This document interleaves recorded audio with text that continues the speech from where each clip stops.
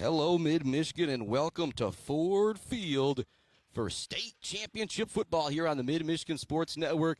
The Beal City Aggies taking on Riverview Gabriel Richard. And if you see the flag right now, well, that's because we got to make sure we don't show any of that video with the old scoreboard camera here. And we are coming on a couple minutes late, but I want to make sure I can get to my interview with head coach Brad Gross, because this isn't your normal interview that you're going to hear. When you hear him come on, he's going to say, Gross, are you related to all these people? Because we were just talking about family and football, and I just had to hit record at some point because it was such a good conversation.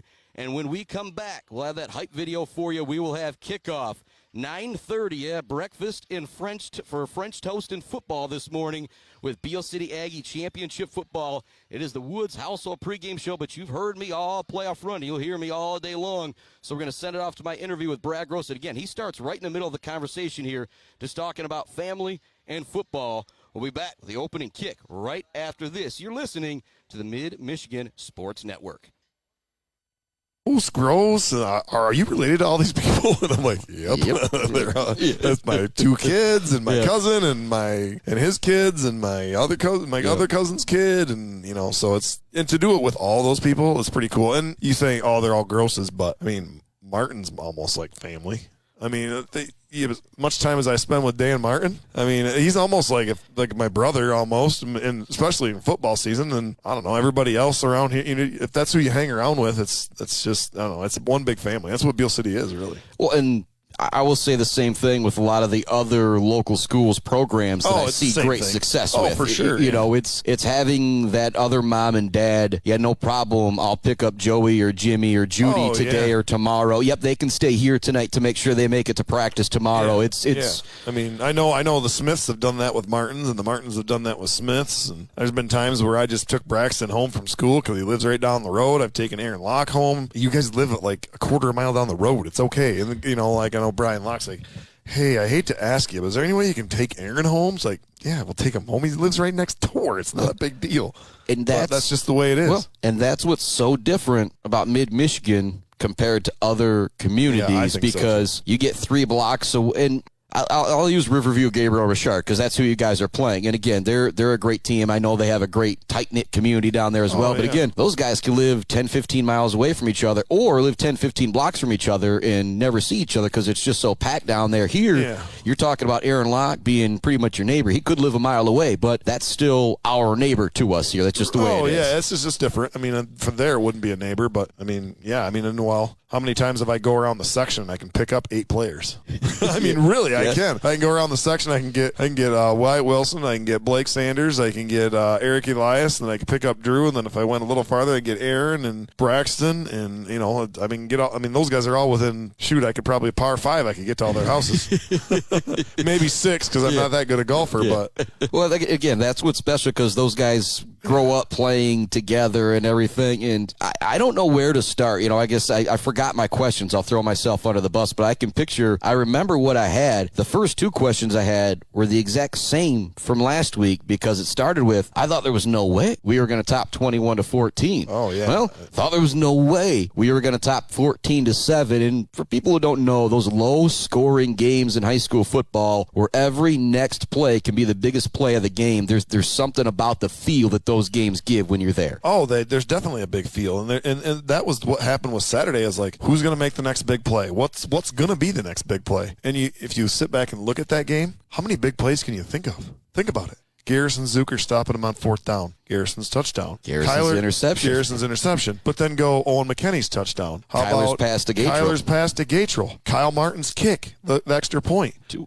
of them, 2 extra points and a field goal. There's the difference. Those other times, Owen McKinney's bat down. The very first drive of the game for them, where Zucker's playing good defense, so it's an overthrow in the end zone on that very first drive where it looks like, they're going to march right down. Yeah, and you can go, there's the unsung heroes, the guys in the middle that you don't see the blocks that they take on and the little things that go on in the middle and stuff like that. And that's what's kind of cool about this team is like this week it was Garrison was the big guy. He had a great game. The week before it was a totally different dude. Drew Block had the game, hit in the semi or in the regional final. You go back to the game before that, I'd say Aaron Locke. Aaron Locke the game before. What about Hunter McDonald? Yeah, I mean, Aaron and Hunter are both right there too, and they were just part of the big plays. You know what I mean? But there was other guys making plays. I mean, those guys down the middle. I mean, Parker Sienkiewicz playing center. You're not going to hear him. You don't say, "Ooh, what a great block by Parker Sienkiewicz to seal that guy off." Nobody ever really says that. But think about it. I mean, what about all those things? What about that block? I mean, Drake had a freaking huge block for a first down run. I mean, he had a pancake block. And Aaron and Drew had two big blocks to spring Garrison on that run. Garrison, yeah. I mean, Aaron comes down and cracks and does a great job, cracks him. Drew's out there. He blows that guy up. And, I had somebody else tell me there at the game, he's like, yeah, there was that one time I seen Drew. He took that one guy to the sidelines and just basically put him on the track. And I was like, well, I mean, obviously that they told me about it because that's my kid. But, I mean, there's other ones. Eric Elias had some big plays. Everybody. Nick Irvin had some huge plays. I mean, everybody just. I'm going to use the term warrior for Eric Elias in that game as well, too. Yeah, he was banged up, and he has been dealing with his injury all year. But one of those you're going to have to drag him off the field, and it's just the effort, the mentality that it takes to do that. It's special players making special plays in special games. Yeah, Austin Small had some huge runs in that game. I mean, think about the first down run he had. Well, on the very first, you guys didn't score on the first drive of the second half, but it changed field position when he had those two big first down runs. Yeah, we got in that the field game. position, and then Eric's punts. Think about those. The one down to the one down to the 6-yard line or whatever. I mean, and that was all him too. Like those guys, like Garrison, them guys were getting down there, but that punt went sideways. It goes backwards, and we're just playing good football right now. Hopefully, we can keep playing good football for one more game. But I mean, we've just the last 3 games we've played really good football. We haven't, knock on wood, had any big mistakes, and we've had some penalties that have called some things back, and we had some of those. I think we've learned from our season though. We had some big big fumble in the McBain game. We had in the Reed City game, we had a couple, touchdowns called back, and we haven't had those. So when we don't have those, you win those games. And that's what these games come down to. I mean, when you get to regionals, semis, distant final, I mean, that's what's probably going to happen to decide the game this week. When you get to a game where both teams have won trophies, it turns into something different. And now, like I said, you guys have lifted 2. There's only one more to win, and that's the state title. Riverview Gabriel Richard obviously went to the NFHS network and I'm sure they've seen it. Check things out. Have you watched any film? Their quarterback looked pretty good in the little bit that I watched. Looked like he could really throw it. I've seen plenty of film. Their quarterback can throw it a long ways. They have a running back that's number 15 is a Air Force commit. So, I mean, number 22 is a big dude. He comes downhill at you. Number 4 is fast. Number 2 is fast. They both can catch the ball. They'll put number 4 in the backfield. I mean, I can keep going, but and there's also the thing too that they're going to be able to sleep in their own beds the night before too, where you guys are going to be going down, stay in that hotel room. But that's going to make for a special experience, and we'll talk about that a little bit. But going back to Ithaca Fowler, first actually, Terry Hesbrook was on vacation, good for him. But Jordan Hesbrook, what a venue, what a perfect place to have that game down there. Beautiful spot, beautiful facilities, great high school football atmosphere. I mean, the fans were right there, right on top of everybody. Yeah, they're blessed down there, and I know he even said that too. He's like, we're blessed to have what we have here, and they are. They don't have to share that stadium; they choose to do so. Nope, and so exactly. big shout out to them for doing so. Got to make sure I get that plug out for there. Sure. And I didn't think we were going to be able to top 21-14, 14-7, just one possession high school playoff games. To win 3 of them in a row, it's pretty darn special. And we talked a little bit about it, but Garrison Zucker. Yeah, he had a great game. I mean, he's kind of coming out of his shell a little bit. He's done a great job. I mean, we've talked about how physical he's been. He doesn't look like a physical type guy. You wouldn't go out there and say, "Ooh, we look at him how big he is." And then he choke slams you. But then, maybe. But he plays physical, and he's faster than you think he is. Here's another play. What about him running down that guy after the big long run? Yeah. I mean, I didn't think about that one until just now, but there's a lot of plays. He's doing a great job. Guys he might have a little harder time this week because I bet you they're going to know where he's at. Yeah. So. And I also got to talk about Kyler Smith as well too. People don't realize how difficult it is to manage things out there as a high school quarterback, and a sophomore for him to go out there and do it. Sophomore starting quarterback state championship game. We know about his older brother, how special of athletes they are, including, sister in there as well. But, it's kind of, can you emulate on that? Can you even think, where were you? Actually, you were a state championship winning quarterback. Where were you at your sophomore year? Well, my sophomore year, I won a state title in baseball. All right. There you go. But I think I can relate to it a little bit, because I think at that point, it was just like, you're too young and stupid to even know what's going on. I mean, so you don't get nervous. Almost. You know what I mean? You're just like, holy crap. You don't look at it then like you do now, obviously. But I just remember thinking back, we had 5 sophomores that started on that team, and or whatever, 6, I can't even remember how many, but it was like we didn't even think about what was going on. We were just playing baseball. So you don't even think about all the, now when you're coaching, you think about all the travel plans and the practice plans and this and that. I mean, we were just going out there and throwing a ball around and hitting the ball and playing baseball. And balls bounced, things went our way, and there we were. And that might be a little bit to what's going on, now. I mean, and maybe not. I think it's funny you brought that up, because I'm going to give him credit. He kind of even won up to you there. He won a baseball title as a freshman. Oh yeah, he did. And he played, he started. I think how much that probably helped. I think if we asked him, he'd probably say that helped a whole heck of a lot. And the other thing, I wanted to bring up, like I said, I had the same 2 questions. Timeouts ended up playing a huge factor again. People go back and listen to my broadcast. They had those 2 consecutive 4th downs where they used a timeout, and I just remember thinking of, like, you saw what happened in Iron Mountain last week. And so they get the ball back with about 2.5 minutes to go. They even have a 4th down and 7, but they only have 1 timeout left, and so they felt like they had to save it there. They couldn't really, keep it. So yeah, I mean, I'm sure the coach is probably, when you lose, it's easy to sit back and think, oh, I should have done this or I should have done that. And I've been there. I've done that before, too. I had my share of bonehead calls that I'm sure I did. And the one thing I'll say is you just keep learning from your mistakes, or you learn from other people's mistakes too. And that's kind of where I was at, and just kind of giving you a little my insight is when I called the timeout there towards the end of the half, I was like, all right, I don't want to throw anybody under the bus, but let's not Iron Mountain this. Let's not get points out of this. We're down here. It's 40 seconds or whatever it was. We had 2 timeouts or 1 timeout left. I had 2 timeouts at the time. So I'm like, I called the timeout, and I made sure that we were in line with, okay, we can't take a timeout until we want to kick the field goal if we need to. Otherwise, we're going to score, and these are the plays we're going to do. And if we don't score on this play, we got to get up there and we got to spike it, and then we'll run another play. And then if we don't get it, so I had it all drawn out for them.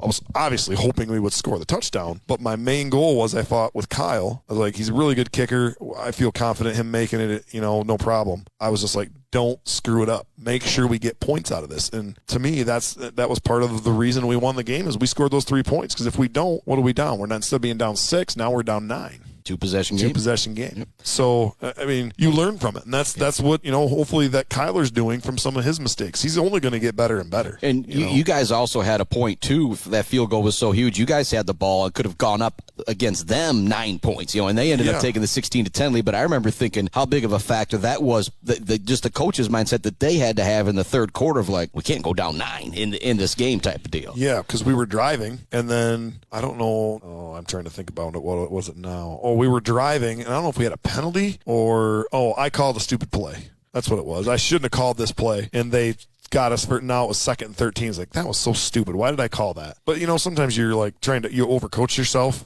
and you just like, why did I call that play? Why didn't I just stick with what was working? And then it cost us, and now we'd get behind the sticks and blah, blah, blah, and then we I think we might have had a penalty, and then we didn't really matter because we were going to punt anyways. Yeah. But anyways, it was just like, again, that's the live and learn thing. It's like, and I was told by a wise man once a long time ago, and I know he'll listen to this and he'll know who it was, but I'm not going to reveal his name. He said, if you run an offensive play and you get 8 yards, why don't you run it again? And if you get 8 more yards, why wouldn't you run it again? Why would you stop running it? Yeah. And it's like, you're right. If you can run, and some of my kids give me crap, it's like, Coach, we ran like 9 jet sweeps in a row. I was like, but we were getting 10 yards. And if they're not going to stop it, they're not going to adjust, just keep running the same play, man. So, I mean, and then there's times when you don't have to. I get it. But it's just, that's part of living and learning. And that's like I say, I was going back to the Kyler thing. It's like he's learning. It's like we sometimes just throw the ball away. The one time he threw it, and threw that interception, it's like it's okay to maybe even take a sack at certain times, because now you haven't you don't give the ball to them. So, and we can punt with a really good punt game. Yeah. So, yeah, it's all those things. Yeah. After the field, I've kind of made a thing to take my Bird All-American Girl post-game show down there a little bit. And, I don't know if I was ever going to be able to top the joyous feeling that it was here at Beal City after the Muskegon Catholic Central game. And we've talked about that a bunch. Yep. The Ithaca game might have compared to it. And I was trying to describe it to somebody of like the feeling down on the field. And I ended up, the only thing I could really come up with is a little bit like a wedding reception. Obviously, there's no bar or anything like that, but it is just joy-filled family. There's just not a way to really describe that. If people want to go back and watch the video, you'll get a laugh at me, you'll get a laugh at your dad, and some stuff like that. Like I said, it's just, the games are so special, but I feel like those after-game moments are sometimes just as special. Oh, they're parts that you'll remember forever. I mean, I don't think anybody will ever forget my dad giving you a big old kiss, but then he's, I don't know why I just did that. Yeah, but it's just in the moment, and that's just what it is. And and I had the same thing with some of the kids are just crying and giving me a hug, and even one of my own kids is doing that, and it's like you realize how much it means to them. And that's kind of what part of the joy is. They put their heart and soul into it, and then you get that reward out of it. And then even to see the fans, all my family. I mean, you said it. This is what it's all about right here. I think you said that. And it's like I got aunts and uncles and cousins and blah blah and everybody, and it's cool to experience it with them too. And everybody understands. Oh yeah, you're the coach. It's like, yeah, but there's way more people behind the head coach than just one. It's not at all just me. It's staff. It's people that do things outside of there. It's everybody. It's a community thing, and that's kind of what I've been trying to tell these guys is like let's go take care of business for everybody. Yeah. I've been watching Friday Night Lights over and over again. The movie I kind of always do in the playoffs, and I like how he says at the beginning. He says, and you better believe it, we are in the business of protecting this town. Yeah. You know what I mean? Yeah, I kind of, when you say that, I kind of think of that because that town is coming in and protecting these kids, quote unquote, per se, or whatever, too. But yeah, it was just a special feeling down there. And I even had to call you a little bit later, and I says, that might have been the greatest game I've ever been a part of. And obviously, I've seen some great games. It was triple overtime, DeWitt beating Mount Pleasant, a few years ago. But when the games end up the other way, where, the team I'm calling wins, it's much better. And I imagine you have that type of feeling too of like, man, how Yeah, I don't know. Sometimes words can't describe it. I think that's the best way to put it right there, and I think that's a fitting end to this podcast. But Friday morning, I guess I'll be playing this again Friday morning for the pregame too. I figure people have heard me jabber on the pregame bunch. Keys to victory versus Riverview Gabriel Richard. Well, it's like all playoff games. You can't have turnovers. You can't have penalties. You can't give up big plays. And we need to make some plays. I know I sound like a broken record probably, but that's football. That's what it is. And if you turn the ball over and have too many penalties, you're going to lose. And if you don't make any plays and the other team does, you're going to lose. So those are the four things that I always kind of go back on. And it always happens. It's kind of like baseball. When you walk people, bad things happen. And in football, when you turn the ball over and have penalties, bad things happen. And if we take care of those things, and then one other thing I think that we need to make sure we do is we need to make sure that we handle the situation. Obviously, these kids are going to be pumped. They're going to be butterflies. They're going to be rolling. It's Ford Field. It's a state championship. But we just got to get to that settle in of like, okay, we're just playing a football game again. That first possession. Yes, the quicker we can get to, okay, we're just playing a football game again, the better off we'll be. And both teams have to do that. I mean, I think the year I played, I think we've set a record for most. End my conversation with Mr. Brad Gross and our Woods household pregame show. And if you're looking at the screen right now, we've just got the Beal City Gabriel Richard. We can't put up the whole scoreboard here because obviously they're going to be showing video replay here, and those rights are owned by the NFHS Network and the MHSAA. But big props to them for allowing me to do all that I do with regular season and being down here to bring you the action here on the Mid-Michigan Sports Network. Beal City and Kyle Martin is ready to kick off. Back deep to receive for Gabriel Richard. It looks like Mr. Derek Lesko, who was very dangerous. I believe he had 2 interceptions, a punt return for touchdown, and a receiving touchdown last week. And so, number 2, a guy you want to keep the ball out of his hands, but when you got a boot like Martin, You don't want to kick it short, so it'll be fielded just inside the 20-yard line by an up man. Gets across the 25-yard line before he's brought down by a host of Aggies. Neil Finnerty, one of the Beal City Aggies, in on that tackle. Here we go. State championship football here on the Mid-Michigan Sports Network. Just so happy to be down here with you today at Ford Field. Stayed at Lake St. Clair last night. Just beautiful how big that lake is. And also a question for everybody out there. Is that the biggest inland lake in Michigan? Because kind of get varying answers depending on where you read.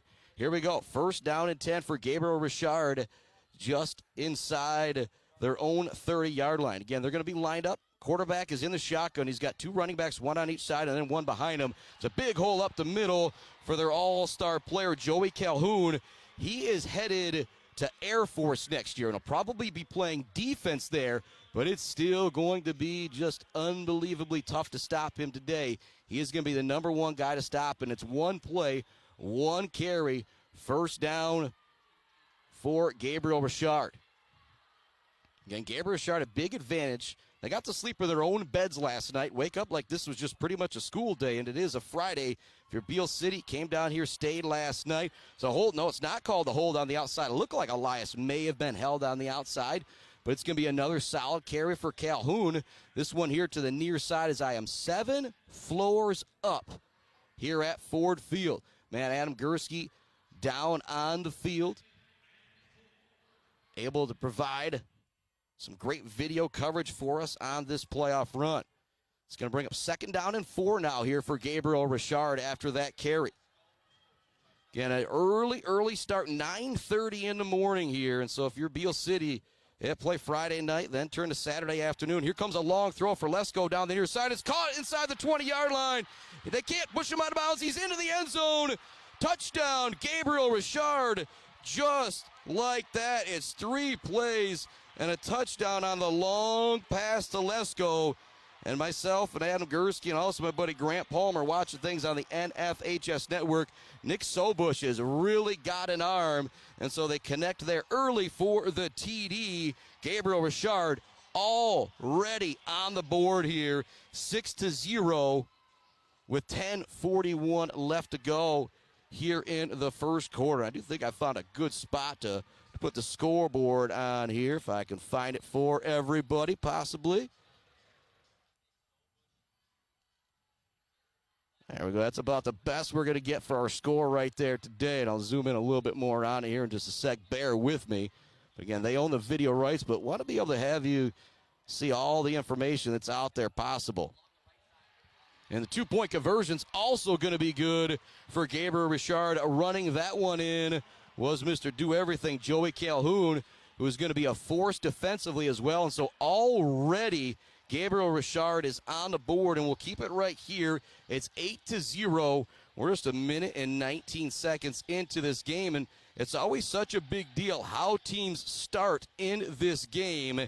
And what a start for Gabriel Richard. If you're Beal City, you're going to have to answer right back, and we've seen them answer back all playoffs long. But if you're Gabriel Richard, you kind of wanted the track meet. If you're Beal City, you maybe wanted to slow this one down a little bit. But it is 3 plays and a touchdown on the long pass from Nick Sobush to Derek Lesko down the near sideline here. Gabriel Richard out to kickoff. Again, coming to you live from the Barbary Law Studios, built by our friends at Konwinski Construction. We'll have our Gates Drilling and Service halftime report coming up. The third play of the game could be our Bills custom fabrication of the game on the long TD to Lesko, as they go 72 or 62 yards, 72 yards or so, pardon me, to get into the end zone. It's going to be a short kickoff. Gatrell fields it, but Gatrell's not your normal up man. He's going to bring it all the way to the 50. A nice return there for Drake Gatrell. And again, you kick it to that up man, you're not expecting a guy that's going to be a starting point guard for 4 years varsity basketball for Beal City to be taking that kick. And so a great start here for Beal City. And Gabriel Richard has given up some points through this playoff run.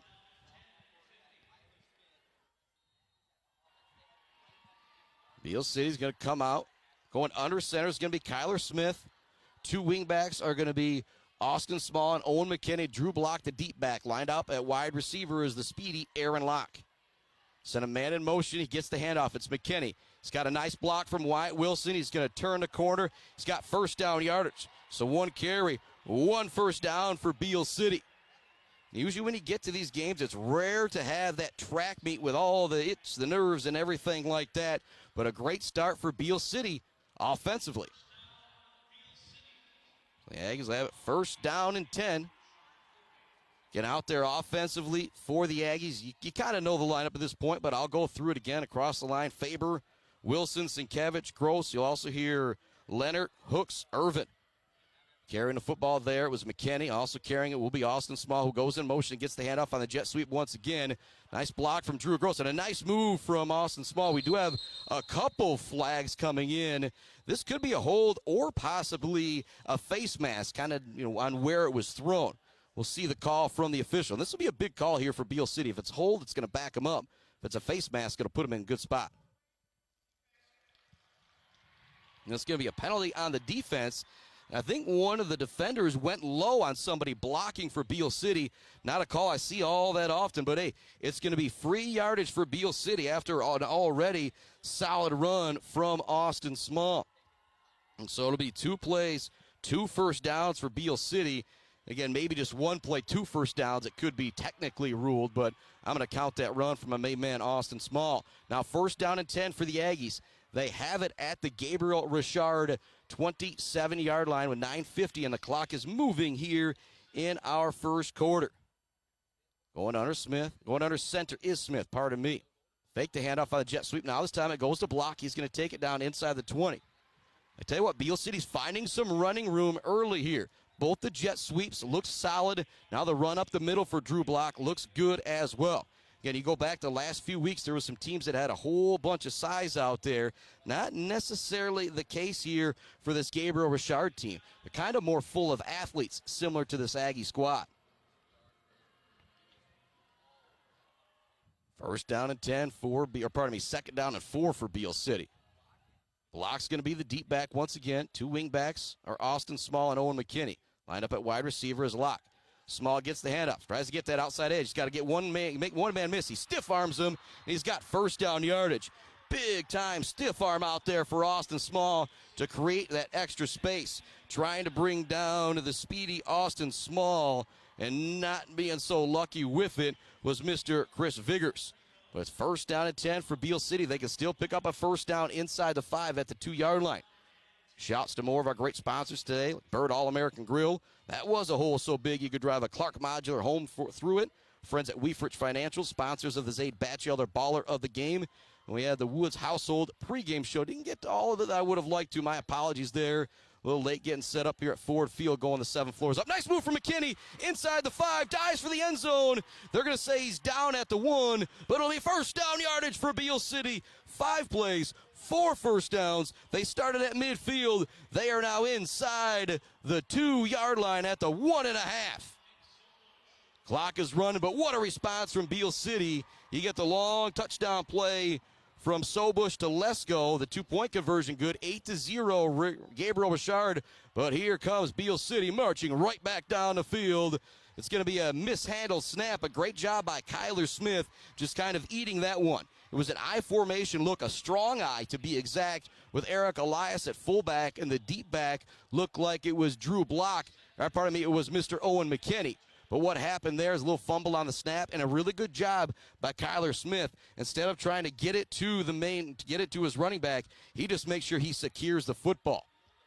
And you still got a couple more plays, or maybe 3 plays, to try and get it in here. Beal City is capable of kicking that short field goal with Kyle Martin if they choose to do so, but you still got 2 plays to try and punch it in here. Garrison Zucker is going to be lined up as a wingback. He goes in motion. He's going to be a lead blocker for Drew Block. He spins into the end zone. Touchdown, Beal City. Drew Block with a short TD run from 3 yards out, and the Aggies answer right back. It is now 8-6. Gabriel Richard with the lead. 7:48 left to go in our first quarter. What a response. The Aggies go 7 plays from midfield, pick up 4 first downs, march it right down the field. Didn't have to put the ball in the air, which is what you love if you're a coach. Kyle Martin now out for the extra point. similar to their 17-16 win over Fowler. They're not going to chase that 2-point conversion here. And now there's a flag. Looked like maybe some Gabriel Richard jumping offside, which could change the decision here of head coach Brad Gross about possibly going for 2 points now that you've kind of shortened it up. And it does look like they're going to change things up and go for 2 now with that free yardage. 8-6 our score. Beal City with the lead. It's crazy to think, I guess, 27 hours ago or so. What is it? The Lions were on this field kicking off at noon 30 yesterday. So that yardage is going to be marked off. Beal City is going to come out in the strong I formation that we saw a moment ago with Eric Elias, sophomore fullback. And the deep back is going to be Mr. Owen McKinney as the Aggies go for 2 here after getting that conversion. They're going to pitch it. Trying to get that outside edge is McKinney. He's got it. We are tied up at 8 apiece. Beal City with a big response, going 50 yards, and it was a nice kickoff return from Gabriel on that. I feel like that's something that I got to note as this game goes forward. 2-point conversion good. We are tied at 8 apiece. We're going to take a break here. It's Beal City Championship Football. Back with more from the Barbary Law Studios right after this. Konwinski Construction offers a full range of construction services on small and large projects. Konwinski Construction is a leader in the community and are proud to support those student athletes who will be leading our community tomorrow. Konwinski Construction on Gover Parkway, Mount Pleasant. Mount Pleasant Heating and Air Conditioning has been family-owned and serving Mid-Michigan since 1962. They're dedicated to providing the best possible solution for your home or business. Mount Pleasant Heating and Air Conditioning is locally owned and supports our local community. For all of your heating and air conditioning needs, call Mount Pleasant Heating and Air Conditioning at 989-772-2881. Welcome back to it here on the Mid-Michigan Sports Network. Yeah, your boy's going to have a little extra time to talk today. I apologize for that. 7:48 left to go in our first quarter. Reset things for you here. If you're just waking up like this guy still is a little bit of French toast and football on a Friday here on the Mid-Michigan Sports Network. Brought to you by J&J Auto, Mount Pleasant Heating and AC, Konwinski Construction, Weber Brothers Sawmill, Mumford Oil and Gas Supply, ENS Graphics, our friends at GNS Mechanical, JJ Painting, Mount Pleasant Public Schools. They are hiring bus drivers and parapro subs right now. Go to willsub.com to start getting signed up as a sub. Your boys got almost all of that stuff wrapped up. But if you want to be a bus driver, they have paid training for that, and that's a full-time job. You get benefits and everything at Mount Pleasant Public Schools, one of the biggest employers in Isabella County. Go to mtpleasantschools with an S.net for that. That's mtpleasantschools with an S. Get started to be a bus driver with Mount Pleasant Public Schools. What a response there from the Beal City Aggies. Gabriel Richard has the big play down the sideline. You think, oh no, maybe a little shell shock action here. Oh no, Beal City marches it right down the field for the score. And here comes the kickoff from Mr. Kyle Martin. 7:48 left to go here. First quarter. And again, what a response from Beal City. It's going to be another short kick. They want to keep it away from that deep man Lesko if they can. It's going to be first down and 10, just outside the 30. Shout out to my main man, Corey Clark. I know he's tuning in. And guys like Corey Clark, Jeremy Woodcock, Mike Verliger, so many guys responsible for helping me get this started and doing a great job of sending me scores and giving me updates. That you wonder, how in the world am I able to be like, oh, Claire scored again, this happened again, this happened again. It's because of those great friends out there that are making it possible for me to bring you this action and to keep you updated on everything going on in the Mid-Michigan area. And, oh, boy, just wait. More is coming with basketball. We'll already be back on the airwaves with more Beal City action Monday as it's Shepherd and Beal City girls. First down, handoff up the middle, goes nowhere for Riverview Gabriel Richard. In the middle, coming out of that pile is Mr. 75, Nick Irvin. And there's a player down on the field right now. The type of thing you don't want to see here in the state championship game. Gabriel Richard starting this one at their own 32. It'll be second down and 8 after this injury is taken care of here. But again, 8-8 is our score here Great start for both teams offensively. Gabriel Richard had 3 plays long, touchdown pass to Lesko. Beal City had a nice kickoff return from Gabriel, marched it right down the field, 7 plays, picked up 4 first downs, and it was a Drew Block 3-yard touchdown run, and then a penalty allowed Beal City to move it an inch or 2 closer, so they went for 2 points, and it was McKinney taking in the 2-point conversion. This Beal City team talked about it if you watched those, and I think everybody watched the pump up a couple weeks ago. It was over 15,000 views. Just a big shout out to everybody checking that out. 30 years ago, Pontiac Silverdome, Brad Gross, Wes Wilson, Faber, there are a bunch of guys on that team block that helped lead the Aggie team to their first ever state championship. Fast forward 15 years to 2009. And they win their second state championship. Fast forward 15 more years. Here we are, 2024. A little sideline update from Adam Gursky, who's down there doing some great video. One of the players saying, I don't know if they want to hit with us. So here we go. 2nd down and 8. Dropping back, looking to throw. They launch it downfield. It's going to be incomplete.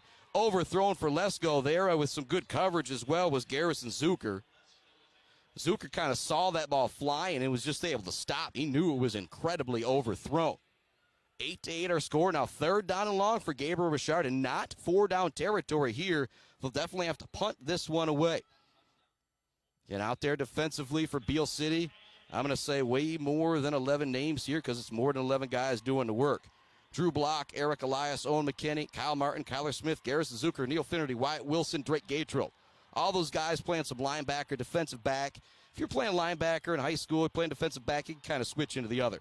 On the D-line, Aaron Locke, Hunter McDonald, Nick Irvin, Parker Sienkiewicz, Reese Hooks, Caleb Leonard, Drew Gross. Just doing an absolutely great job. Timeout on the field now from Gabriel Richard here on this 3rd down play. Not a bad spot to spend a timeout, though, if you're Gabriel Richard, because it's not looking good right now with that 3rd down and 8. And so what are you going to do? And we'll keep our broadcast right here again. With the way things go at the MHSA, there's some of those quote-unquote TV timeouts, whatnot. I could probably send it to a break and come back and talk to you for a little while, but we're not going to miss this 3rd down and 8 play, and will give me a chance to kind of just thank all of my sponsors here during these breaks as opposed to kind of having to go to it during the game, except for when I'm talking, our Weber Brothers Sawmill Timber of the game, or a hole so big you can drive a Clark Modular home through it, and Bill's Custom Fabrication of the game, and all of that jazz. But more love going out to our friends at Pier Plumbing, Joe Wentworth, Bryce Updegraff, Braden Realty, Robin Stressman and Associates, Central Michigan Sand and Gravel, Block Electric, The Diner, All Seasons Fireworks, Ben and the crew at Bryant Family Farms. Closed for the season, but you want to get some really cool flowers, not your typical, store-bought flowers or whatever. You can get some homegrown, mid-Michigan grown flowers, subscription style or however you want. Go to BryantFFFarms.com or BryantFF.com to get that all checked out. Bryant Family Farms. Also shout out to Isabella Bank, hanging by a thread. My friends, again, at Pier Plumbing. Here comes the throw on 3rd down. It's going to be complete, really close to 1st down yardage where he's brought down. It might depend on the spot. This is going to be really close. And I think they're going to give it to him. Again, it seems like a lot of the stuff, quote-unquote, tie goes to the runner when it comes to high school football and everything, as opposed to bringing the chains out there all the time. And it will be 1st down yardage on the pitch and catch from Nick Sobush. He looks really good throwing the football, and catching that one was Ben Strock. Here comes 1st down and 10 now, again for Riverview Gabriel Richard after picking up that 3rd down and long conversion. Handoff up the middle. Calhoun's going to trip, and so he's going to go down in the backfield, and a nice break there for Beal City as one of their best players just kind of fumbles his feet there a little bit, and so it's going to bring up 2nd down and 12 now for Riverview Gabriel Richard. And those are the type of plays that happen in this game that may not happen in the regular season. Maybe a little different trying to get your footing out here at Ford Field, or just those nerves. Same formation, 2 wide receivers split out each way. Quarterback in the gun with 2 running backs on each side of him and then 1 in the backfield. Hand off to Calhoun. He's brought down with a combination of Eric Elias, Wyatt Wilson, and a couple others. So we'll have the 5th play of the drive coming up here. Nice job by Calhoun picking up 5 there. 3rd down. 7 to go. Ball now near midfield. If you're the coaches from Gabriel Richard. You can maybe think about going this one now on 4th down. Hooks out there on the defensive line. Theron Locke, Drew Gross, and Hunter McDonald on this big 3rd down play. 2 wide receivers split out each way. Single coverage out there for Drew Block and Garrison Zucker. Going to be a run all the way for the quarterback this time. Tries to find some room. Big hit out there. Talk about the Weber Brothers Sawmill timber of the game and our J&J Auto collision report as Wilson lays the lumber there. It's going to bring up 4th down, or waiting for him to still change. Yeah, 4th down and 4 now. Still waiting for the old chain gain to change it there. We'll see what Gabriel Richard decides to do here. Big decision for the first-year head coach for Gabriel Richard, Mark Shea. Ball right near midfield. And they're lining up in a gun with everybody spread out. I imagine they're going to drop the quarterback here, back a little bit to punt this one away. But you got to be prepared for it if you're Beal City. They send a man in motion. Will they go for it here? They do stop back to throw it.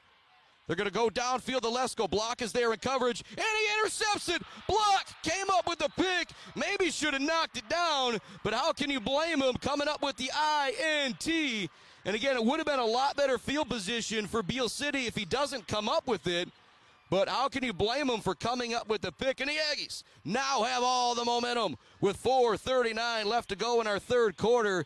They're just backed up deep in their own zone, but you will take it. That's one of those you go back and look at that one. Drew blocks and say, shoot, maybe just should have knocked that one down. But he comes up with the INT on the 4th down pass. And the way Beal City ran the football the last time they had it, oh boy, watch out if you're Gabriel Richard. You're going to have to stiffen up front. Or Beal City might just take this one 87 yards on the ground. Again, we didn't see Kyler Smith have to throw it on their 7-play drive that saw Drew Block finish it off with a short touchdown run. Going to try and get the scoreboard back up here for you the best we can for you to be able to see it on that big screen. Short run up the middle. Actually, it's going to be a decent run, a solid spot out there. It was Drew Block on the carry who just came up with a big INT moments ago for Beal City. Talk about the Bills' custom fabrication of the game. Block's INT in the 1st quarter is going to be in the running for that. Kyler Smith trots back in from the far sideline with the play. Again, I am 7 floors up. I'm on the Gabriel Richard side of the field. The Beal City Aggies going left to right. Cross your phone, cross your dial, however you're listening. 1 wide receiver, 2 wingbacks, both to the left of Kyler Smith. They're going to pitch it that way with Drew Block. A nice lead block from Mr. Drew Gross. Block tries to get away from another man. He fights forward for 1st down yardage.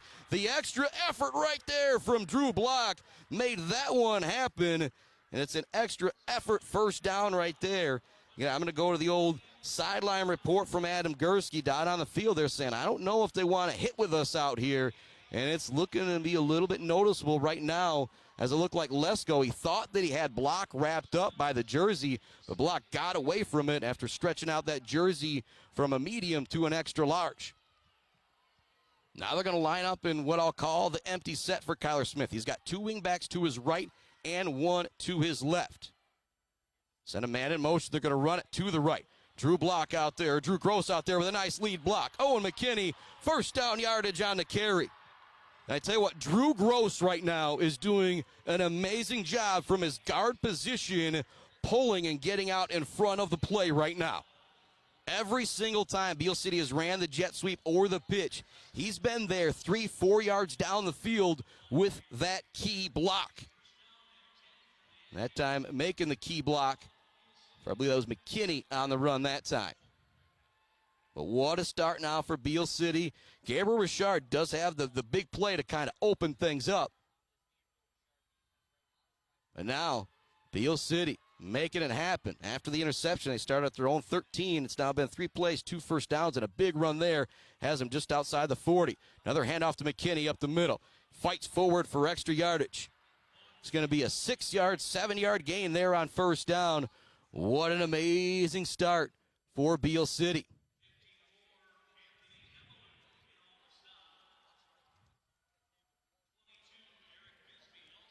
2nd down and 4, we'll call it. Sienkiewicz has done a fantastic job at center this year. Again, going out from that line, you've got Drew Gross, Wyatt Wilson at guard. I also see Nick Irvin, Jace Faber, Reese Hooks, Cale Blennon out there, but it's been Faber and Leonard at the 2 tackle positions most of the season. Here comes the 2nd down and short play. Little counteraction here, but there's nowhere for Austin Small to go. You can tell Gabriel Richard probably saw the film on that one, and they were ready for the play. It's going to bring up 3rd down and 4 now for Beal City. 2:10 remaining in our first quarter, and the clock running here. What a start this has been. And if you're just joining us, Gabriel Richard had that big play to start the game.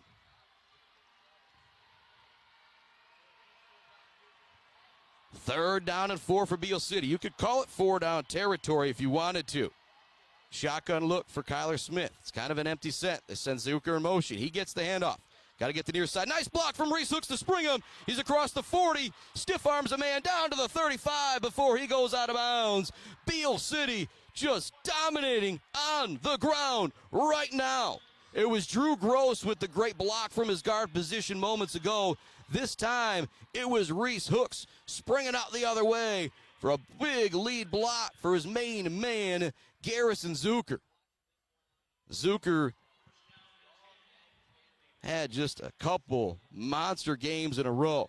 A big touchdown catch up at Iron Mountain, and then just seemed to make every play when Beal City needed it to happen in that game against Fowler. Again, a game for the ages, 17-16. The Aggies win that one on the late extra point from Kyle Martin after the late touchdown from Owen McKinney. Timeout on the field from Beal City. Brad Gross wants to talk things over for this 1st down and 10 play. I'll tell you what, we're going to take a quick timeout as well, but what a start for Beal City. They're in control right now. Back with more Aggie football right after this state championship here on the Mid-Michigan Sports Network. Clark Modular Homes in Mount Pleasant are a one-stop shop from the buy, the build, and beyond with their fantastic service department. Stop in to see their selection and purchase options today on Pickard Road or visit them online at modularhomesbyclark.com. Clark Modular Homes, supporting Mid-Michigan youth in and out of the classroom. J&J Auto in Wademan is Mid-Michigan's elite automotive repair shop. J&J Auto offers complete collision repair and mechanical repair. Stop by on Wademan Road or call them today at 989-644-8908. J&J Auto, proud supporters of high school student athletes.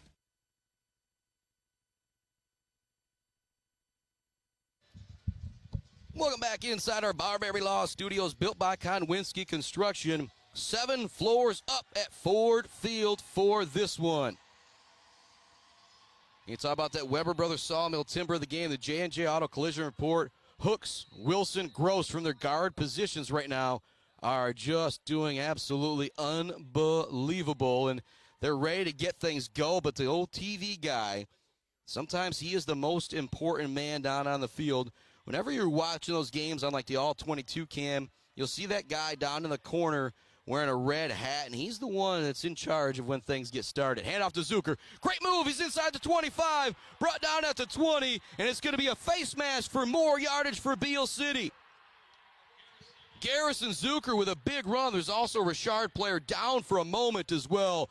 But Beal City, what a start for them right now. Their first drive went 50 yards in 7 plays, a short touchdown run from Drew Block.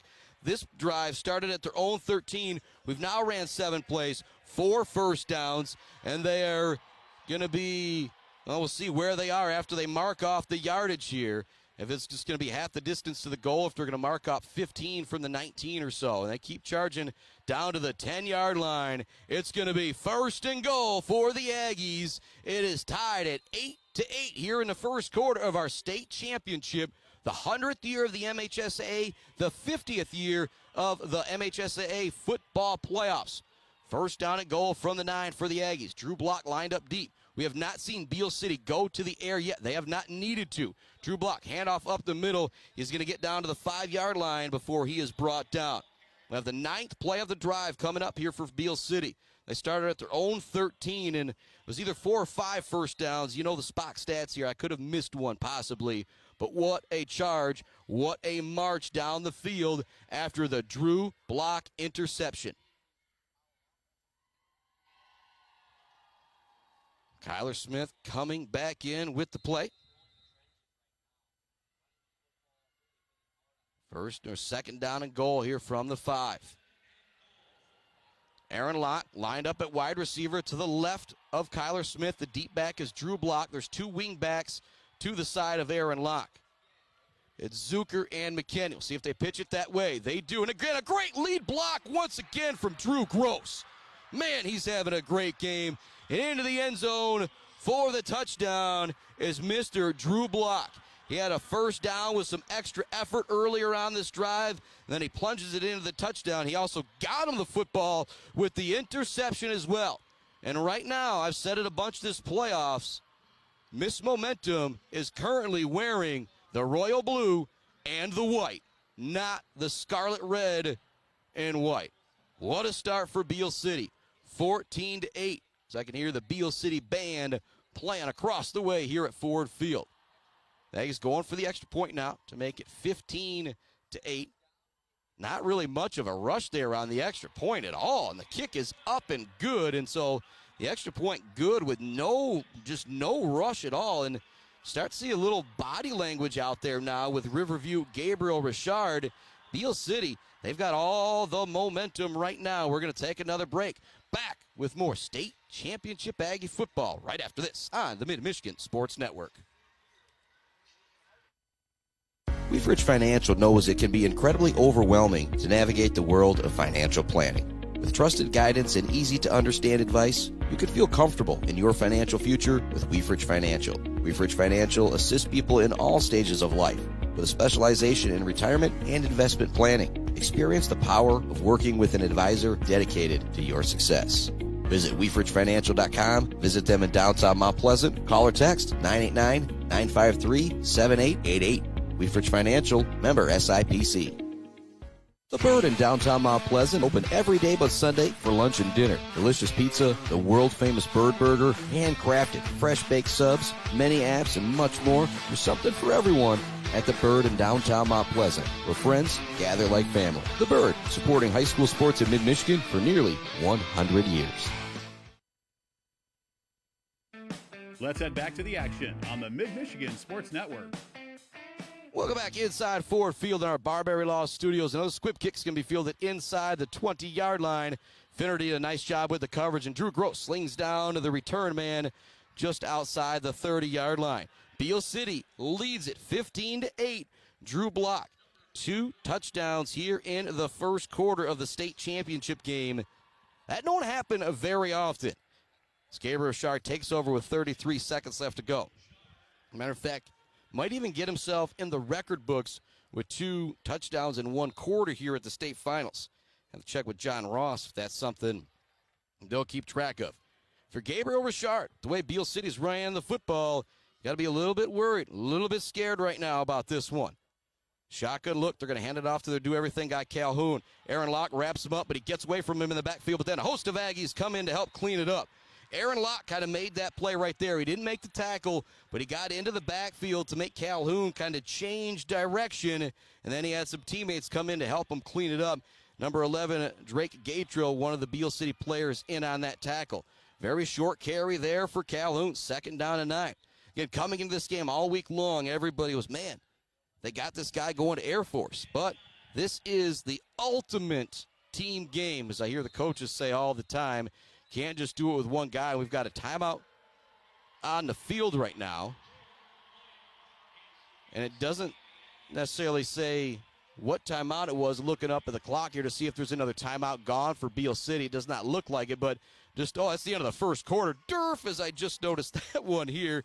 Keep the broadcast right here before we send out to a commercial break. It's got a little bit of extra time today in between these breaks. Again, I just want to thank everybody who has joined us here on the Mid-Michigan Sports Network. Thanks, just getting started. And as Mike Greenberg says, everything is just going to keep getting bigger and better and bigger and better. Again, high school basketball starting next week, Monday. I will be at Beal City Shepherd girls basketball. Later in the week, I believe we might have Fulton Sacred Heart boys basketball. We're going to get rolling, and basketball is going to really get crazy after Christmas break. There might be some times where there is 3, 4, maybe even 5 games in a week, and maybe even 3, 4, 5 games in a few days with some of those double headers that we have out there. A little bit of fun going on right now out on the field, a kicking time contest. Youngster for Gabriel Richard with the kick is actually up and through. A solid kick there for that young man. Now, kid from Beal City is going to have a chance kind of as things go. And it's Katie from Beal City out there trying to kick this in from the 10-yard line here. But I don't know if she's going to win some student aid or a gift card or whatnot, but a lot to live up to after the Gabriel Richard kick. That one's going to be no good. 15-8 our score. It's 2nd down and 9 for Riverview Gabriel Richard as they now go left to right across your tablet, phone, TV, however you're tuning in today. Thanks for making the Mid-Michigan Sports Network part of your Black Friday. And what a start it's been. Beal City leads at 15-8 after the first quarter. They have been absolutely dominant on the ground. They have ran a total of 16 plays, and they've picked up 8 first downs. That's a pretty darn good ratio, and they have not thrown the football one single time. Easton Yunker, Kyle Sandel here as well calling the game. We kind of said during one of the timeouts, this is going to be big trouble for Gabriel Richard if they don't get this figured out. Because you keep running the ball, if you're Beal City, you know they're going to be going for that pop pass at some point. My main man, Thomas McCann, will be talking about that. Like, man, they're going to have to cheat up on that defense. Got to look out for that perfect time to call that play. Maybe that little misdirection screen play as well. Quarterback Sobush wants to throw. Going to throw it down the sideline. It's caught. No, it's going to be incomplete. They pushed the wide receiver out of bounds. Going up and making the catch was Lesko, but I believe that was Small who shoved him out of bounds, so his feet came down on the white and not the green grass. So it's going to be incomplete. Now 3rd down and long for Gabriel Richard. And if they don't pick this up, they're going to have to punt it as they're inside their own 35-yard line with this 3rd down and 9 play. Start of the second quarter. And a big decision here for head coach Mark Shea. In his first year coaching, finds himself at Ford Field. Pretty darn special. 3rd down and 9 play. Not going to line up with the 3 running backs back there with the quarterback. They're going to have 2 wide out to the left of the quarterback. Lined up in the backfield is Calhoun with the quarterback Sobush. Timeout on the field from Gabriel Richard. So they want to discuss this here on 3rd down and 9. They've already used their second timeout, and we saw this the last 2 games. Iron Mountain, it cost them big time towards the end of the first half as they were not able to punch it in, having it 1st and goal from the 5. They ran 3 plays, but just could not get organized because of having no timeouts. Then you go to Fowler last week. They burned 2 timeouts on 1 play in the second half. Then when they get the ball down by 1 late, they don't really have any timeouts to call or any timeouts to work with. And so that is something that has been a monster factor the last couple weeks. And you know Gabriel Richard has watched the film the last couple weeks as well. But then again, stick up for Coach Shea in calling this timeout. The way Beal City's ran the football, you don't want to give it back to them down 7. And Gabriel Richard did get the ball. The 9:30 start this morning, so Beal City will get the football to start the second half. 15-8, pardon me. The Aggies lead it. 11:54 left in the second quarter. Big 3rd down play coming up right now for Gabriel Richard. Sobush dropping back, looking to throw. It's going to be complete on the far side. 1st down yardage for the wide receiver. Coming up with the catch for Riverview Gabriel Richard is Chris Vigors. And so we see another big 3rd down throw from the quarterback here. Not afraid to go to the air. And I think they're going to have to continue to go to the air here because Calhoun's not finding any running room up the middle. But a big play from Gabriel Richard, and I should expect these big plays from Richard. That is why they are here in the state championship game. Just 1 loss on the season. I believe it was to a D4 Macomb Dakota team that went to the regional finals in D4. So Similar to Beal City, their only losses to a higher division McBain, a higher division Reed City. Trying to string out the play now is Gabriel Richard. Quarterback's going to be blasted. Sobush gets level as we talk to J&J Auto Collision Report here on the near sideline. It's going to be a pickup of 6 yards. A nice job by Sobush stringing that one all the way across the hash and the far hash to the sideline to pick up that extra little bit of yardage. And it looked like Beal City had strung that one out pretty good. But the speedy quarterback was able to get a little extra yardage. That's something I think they're going to need from him is running the football. It's Calhoun, Sobush in the backfield, 2 wide receivers lined up to the right of the quarterback. And have one up man, kind of tight end, I'll say as well. Handoff up the middle to Calhoun. He's going to be hit hard near the first down marker by Mr. Wes Wilson. We'll see if they give him first down yards. Nope, it's going to bring up 3rd down here on the 6th play of the drive. I'm going to say Hooks with the tackle on that one. Also Wilson out there as well. 3rd and short.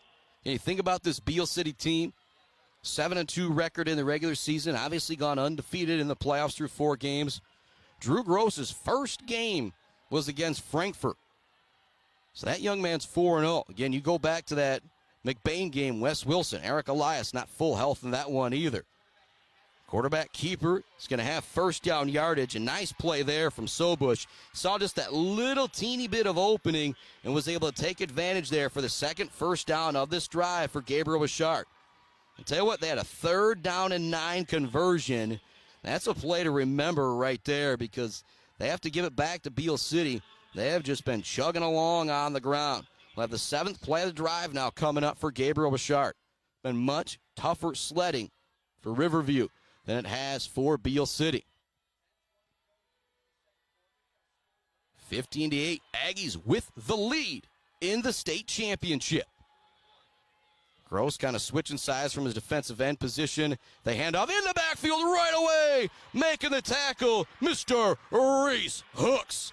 Big play there from Hooks. It's going to back him up to 2nd and 12. And the Air Force commit, Joey Calhoun, has had nowhere to go. And it's Hooks out there. Also out there is Locke, Gross, and Hunter McDonald, that defensive line right now. 2 defensive backs, Zucker, Drew Block. Also out there, Elias, Gatrell, Wilson, and Austin Small. 2nd down and long look. Send man in motion. They pitch it to him, trying to get that outside edge as Lesko. He is brought down. It's Drew Gross. It's Drew Block. Drew squared, coming up with a tackle. 3rd down and 9 again here for Beal City. And you can just kind of tell in the body language right now, the Aggies are pumped up for this. Big 3rd down and 9 play. But again, this is where Sobush is so dangerous, and this is probably going to be 4-down territory for Gabriel Richard. So not necessarily shocked if we see him keep it on the ground here to pick up 4 or 5. 8:50 left in our 2nd quarter. State title on the line. Beal City leads it 15-8 over Riverview. Gabriel Richard. Let's go in motion once again. They fake it to him. Throw it to the near side. Incomplete. That's going to bring up 4th down and 9 here on the 10th play of the drive. And that is a big, I don't know there from Coach Shea. Again, you run it, you get 4 or 5 yards. It makes this 4th down very manageable. Now you've got 4th down and 9. In Beal City, you get a good pass rush. It's going to be really hard for the quarterback, Sobush, to get anything off here. Big moment in this ball game right here. 4th down and 9 at the 40-yard line for Riverview. Gabriel Richard. They're lining up to go for it. 2 wide receivers to the right of the quarterback on the near side. Man in motion. Sobush wants to throw. It's incomplete. Drew Block out there on coverage. So it's going to be a turnover on downs on the incomplete pass on 4th down and 9. Great coverage from Drew Block, and our score remains 15-8, and the Aggies take over with absolutely fantastic field position with 8:34 left to go in our 2nd quarter. And there's a timeout on the field, but we'll continue to keep things right here and give some more love to our great sponsors the official embroiderer of the Mid-Michigan Sports Network, hanging by a thread.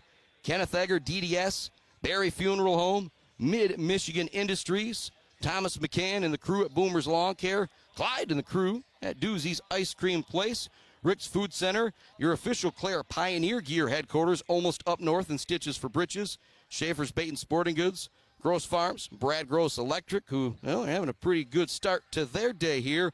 Our friends at Bogwai, Banga, and Bradley, WW Construction, Wes Wilson, Wyatt Wilson, Josh Wilson. Yeah, they're all probably pretty happy right now, too, but still a long way to go. And also our friends at Fisher Company, the Fisher Companies, Central Concrete, Central Asphalt, and Fisher Transportation, and the Isabella Community Sportsplex, Morey Courts, Martin Ice Arena, and the Morey Gymnastics Center. If you haven't seen the Morey Gymnastics Center, you got to go check it out.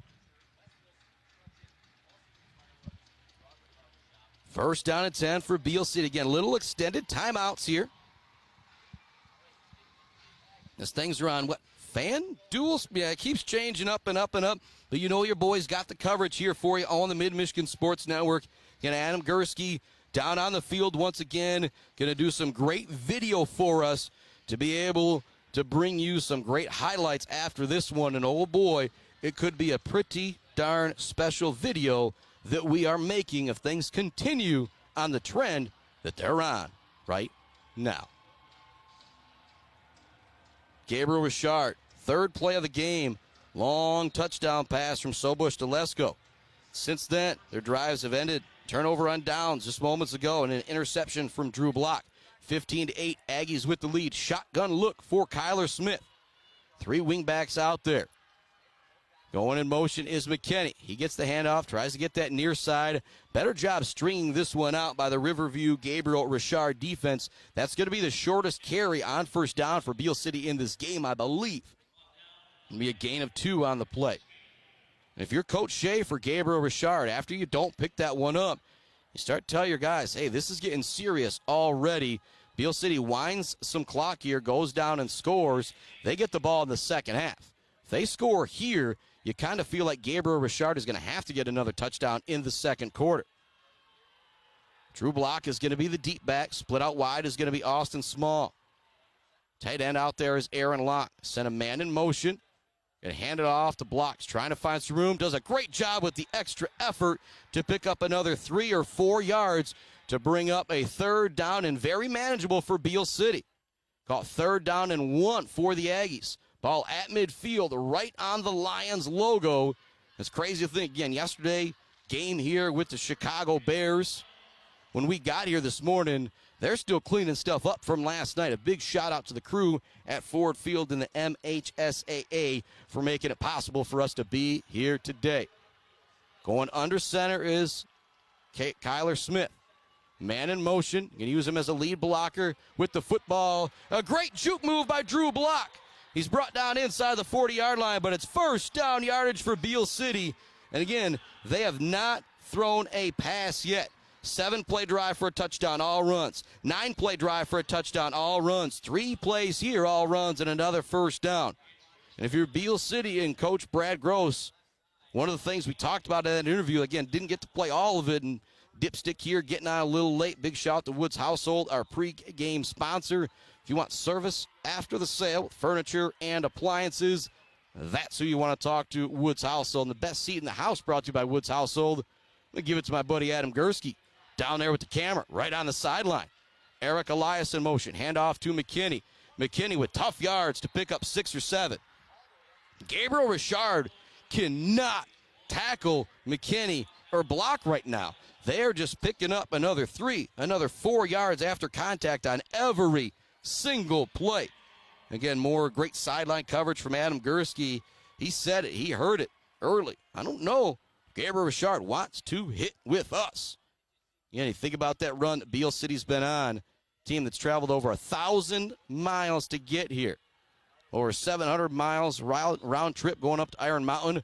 Over 200 going up to Glen Lake, and over 70 going to Ithaca. That's not even counting the trip down here. McKinney looking to get that outside edge. A great tackle from Lesko in the backfield. Might be the first tackle for loss we've seen from Gabriel Richard here today. We've seen several from Beal City. It's going to bring a third down, and actually not a bad spot out there. Actually, they do move it back a little bit now. We'll call it 3rd down and 5, and 4 down territory here for Beal City. You've got 2 plays to pick this up. Again, be very surprised to see Beal try and go to the air here. McKinney coming off, getting himself a bit of a breather.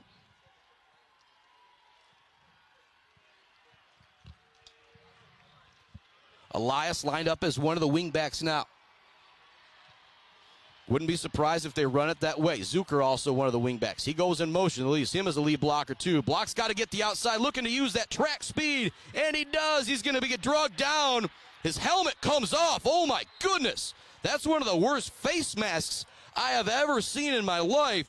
But Drew Block is a lot tougher than I am. And no matter what, that's going to be a first down now. It would have been a very close play without the personal foul face mask. And so that's going to be 3 yards. And that's the second face mask penalty going against Gabriel Richard as well. And so they will move the chains for Beal City. This next snap will take place inside of the red zone. Again, you hear the Beal City fans boo as well as Lesko just rips the helmet off of the ball carrier. Oh, my goodness. And again, I don't want to call it dirty because Lesko's trying to make the tackle, but man, that is one of the more vicious face masks I have ever seen in my life.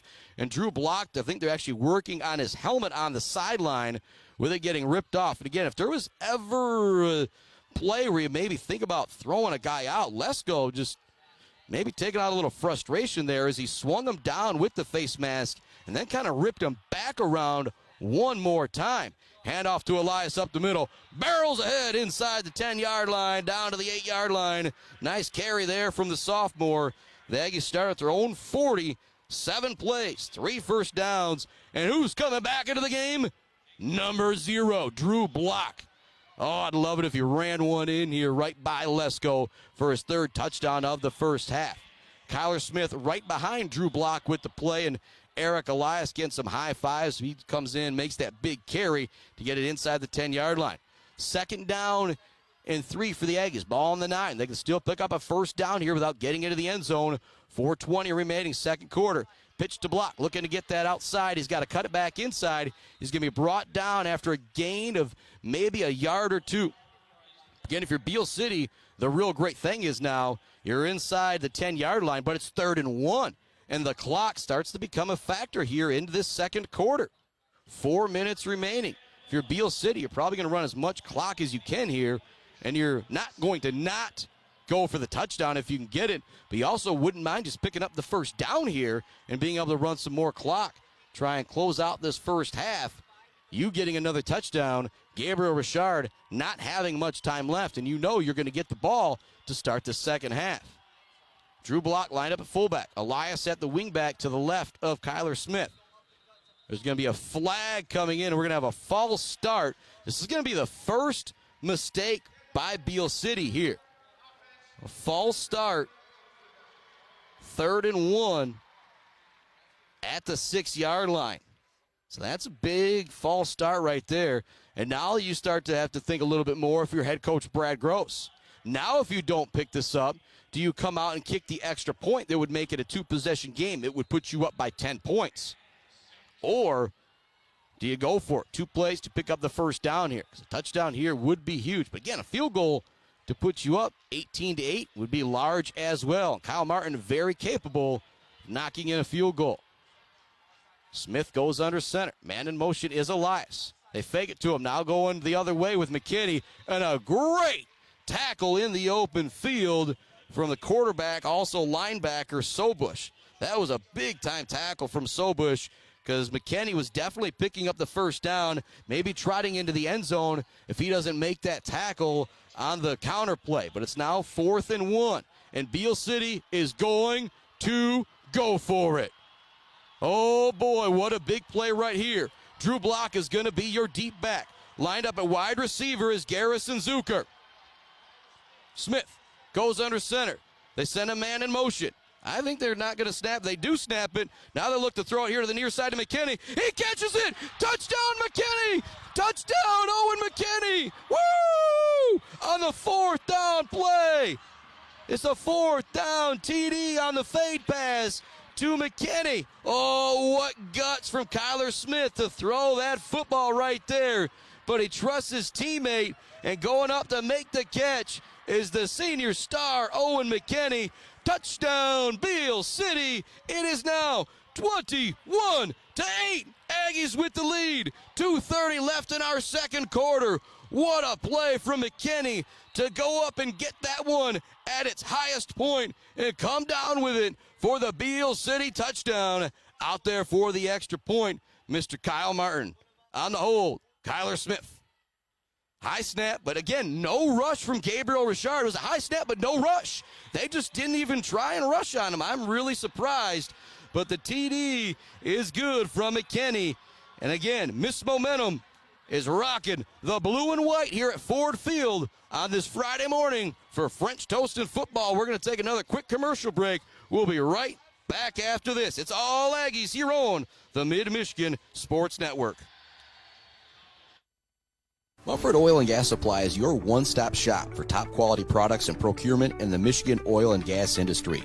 With over 45 years of experience and a strong commitment to customer satisfaction, Mumford Oil and Gas Supply delivers the best solutions for your oil and gas production, drilling, and service needs. If you need it, Mumford Oil and Gas Supply can get it. Visit them on Fancher today or give them a call at 989-317-8582. Hey, Rowan, want to toss the ball around? No, thanks. A quick game of chess? Maybe later. Want me to teach you to ride a bike? Pop, we did all that when I was little.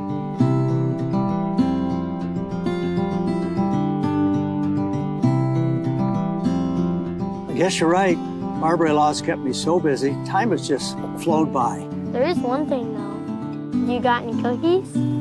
Thought you'd never ask. Let's head back to the action on the Mid-Michigan Sports Network. Welcome back to Ford Field in our Barbary Law Studios. Built 7 floors up today by Konwinski Construction. Big shout out to Andy Tyson and the crew for being able to work so fast to get me a studio up here at Ford Field, brought to you by Barbary Law. Ooh, boy, what a start for the Aggies. They lead it 22-8 here in the second quarter with 2:30 left to go, and Beal City gets the ball to start the second half. So a big moment for Sobush, for Calhoun, and the crew right here. If you're Beal City, you get this stop. Oh, man. If Beal City could somehow get stopped, go in again and score, and then get the football, this would almost be one of their easier playoff games. Again, you go back the last 3 weeks, it has been epic battles. 21-14 at Maple City Glen Lake. 14-7 all the way up at Iron Mountain. 17-16 versus the number 1 team in the state, Fowler. You look at what this team has done, and it's just special. To win 3 road playoff, well, 1 was neutral site, but I'm just going to say to win 3 road playoff games, all by 1 score, it's pretty darn special. And now watch out. Not out there for the kickoff is Kyle Martin. Out there to kick it off is going to be the sophomore Connor Sienkiewicz. Watch out here if you're Gabriel Richard. And Sienkiewicz does boot this one deep. And it's going to be fielded at the 10 on the run backwards by the returner. Now it turns it back to the near side. Here's going to be brought down the 23-yard line. Kind of a strange return there. Very rarely do you see the guy running back to his own end zone to field the kick. But that's what happened on that play. Riverview, Gabriel Richard coming out for their 4th drive of the game. The first one was 3 plays. Quick trip into the end zone for the wide receiver, Lesko. Since then, it has been a whole lot of toughness. It's been 3rd down, 4th down pickups if they've been able to pick up the first down. This one starting at their own 23-yard line. The last time they had the ball was a turnover on downs on an incompletion on the 4th down and 9 play. Again, chose not to run it on 3rd down and 9 to make it a little bit more manageable. But it's been tough for them to run the football against this Beal City front. Catch on the near side here, and a quick tackle out there by Mr. Garrison Zucker. With the catch was Chris Vigors, but just nowhere for him to go. I don't know what's been more impressive this playoff run. Garrison Zucker's offense at wide receiver or his defense at cornerback. It's probably got to be cornerback because he's just made so many plays out there. Think about that fourth down stop against Fowler to get the ball back for the go-ahead win. Shotgun look. Sobush wants to throw. He's flushed out to the right. He's going to show that speed. Wilson looks to chase him down. He can't catch him. You really see the speed there from Sobush, and I said it on the last drive. That's something that he's really going to have to do is run the football. Because if he drops back and that initial pass isn't there, he's got the ability to move the chains with his legs, and he does so there with a big pickup on second down.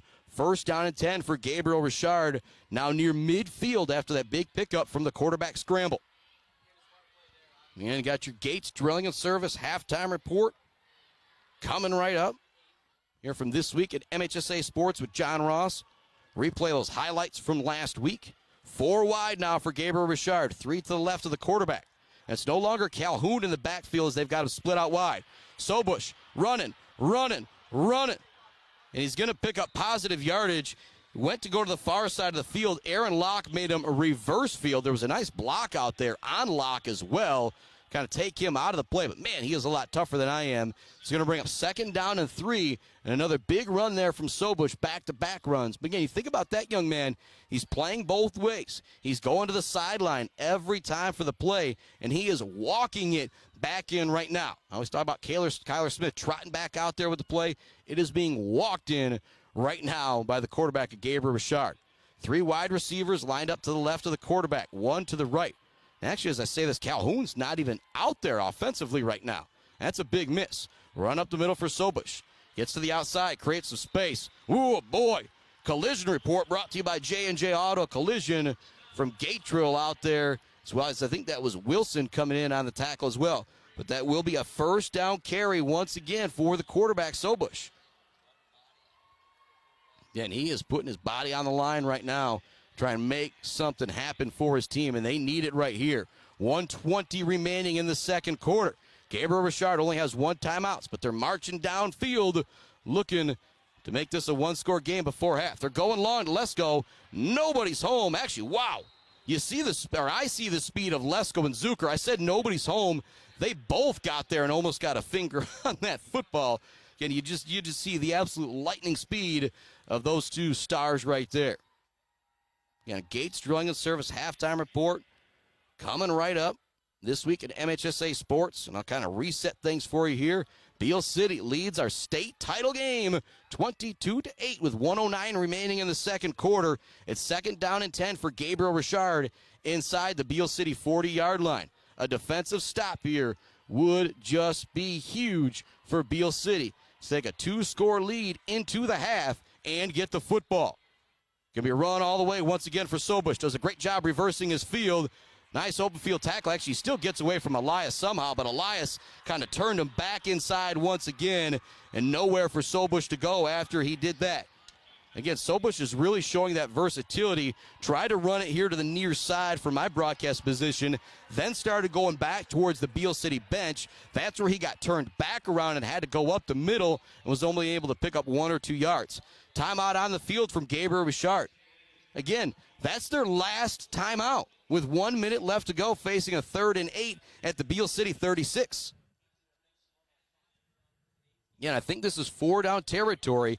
If I'm Coach Shea from Gabriel Richard, and again, told you this a bunch, I'd be a terrible football coach, but if I have to put on the coaching hat, I'm running the ball here on this 3rd down and 8 because I'm going for it on 4th down regardless. I'd rather it be even 4th and 5, 4th and 6th than 3rd down and 8. And if you do get a solid run to make it a 4th and 3, a 4th and 2, and then you're able to run the ball if you want to, kind of have the whole playbook open. Now, I'm looking down on the sideline here. And 15, Joey Calhoun is back into the ball game. Again, wasn't out there for a couple plays. He is their guy.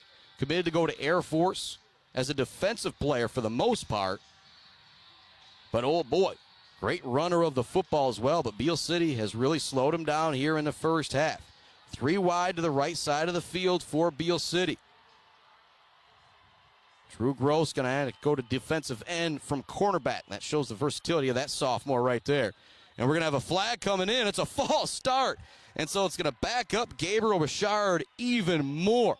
And so 3rd and 7 turns into 3rd and 12 after the penalty. Again, Beal City has had one false start in this game. Most of the mistakes have been made by Riverview Gabriel Richard. Their third play of the game was a long touchdown pass to Lesko from Sobush. Since then, it's been all Beal City. Interception from Drew Block on the second drive from Gabriel Richard. Their third drive, they did get a 3rd and 9 conversion, but it's incomplete on 4th down and 9 on the next series. Sobush wants to throw. It's going to be tipped at the line of scrimmage by Aaron Locke. Big defensive play from Locke. It's going to bring up 4th down here on the 7th play of the drive. 57 seconds left. Big time play there from Locke with the tip pass. Makes it a lot easier for your defensive backs.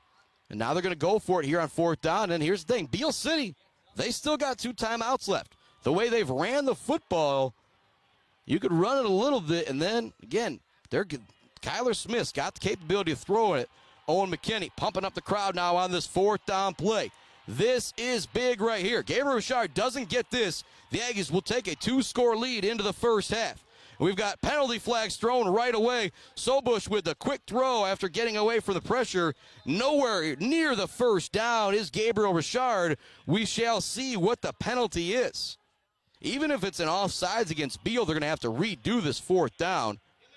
And it's going to be an illegal shift. Set penalty to be a decline. It's a turnover on downs. The Aggies have it back, still holding the 22-8 lead. Oh, boy. Beal City in control right now. 51 seconds left to go in our first half. They get the football to start the second half. They have 2 timeouts. Again, tough decision-making right here for Coach Gross, but as you've heard me say, as you've heard in the pump-up videos, he gets to make these decisions. He doesn't have to make these decisions. Ball here on the near hash, so a lot of running room to the far side of the football. Kyler Smith is going to line up in the gun.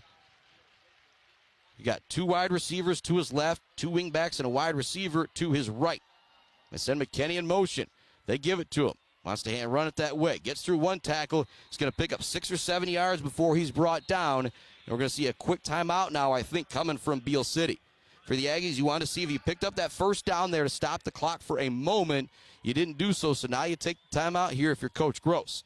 I think what would have happened there if they picked up the timeout, they would have had another play to kind of run up there and run real quick with that, because they pick up the first down, got to move the chains, kind of turn it into a hurry-up offense. You're going to be able to have time to run a play with only taking 3, 4, 5 seconds off the clock.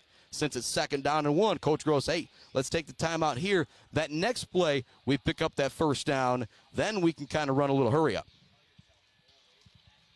Again, if I'm Beal City, I'm thinking you pick up the first down here, and then maybe you take your shot on 1st down and 10, or maybe you take your shot here if you're Coach Gross, because you've got a chance to pick that up. But the one thing you can't have right now is a big mistake to give the ball back to Riverview Gabriel Richard.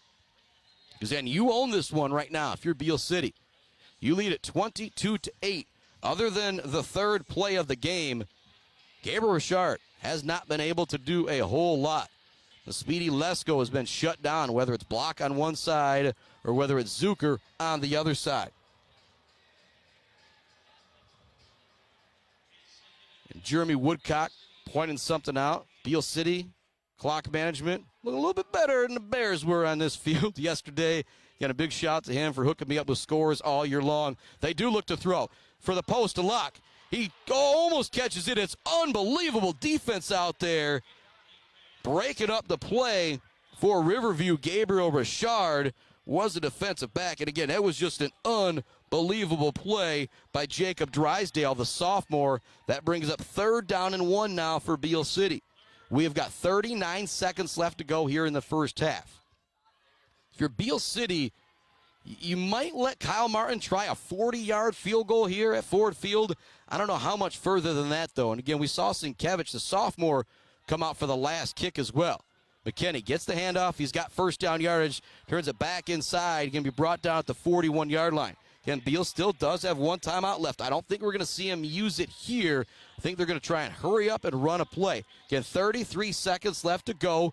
Player down for Gabriel Richard. He's back up and ready to go. Kyler Smith's going to go under center. Looks like he might just spike the football right here, and he'll do so. Again, better clock management from the Aggies than the Bears yesterday. Shout out to my buddy Chairman Woodcock for giving me that joke. 2nd down and 10 coming up now for Beal City after that pass into the dirt.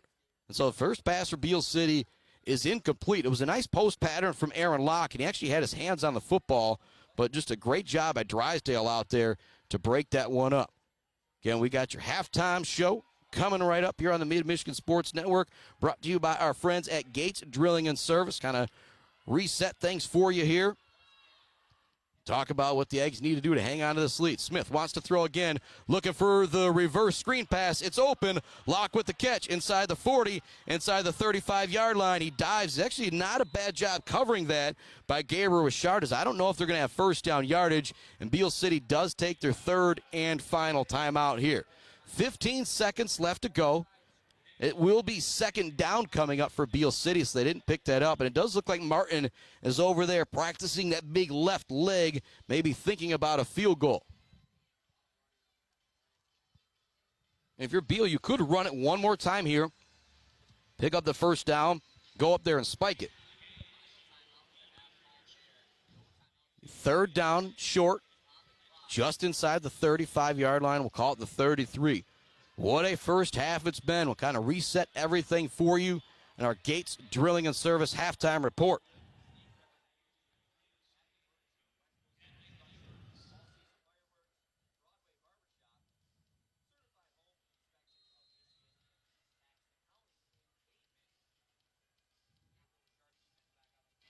Big 3rd down play here coming up for the Aggies again. You pick up the 1st down, you can spike it again.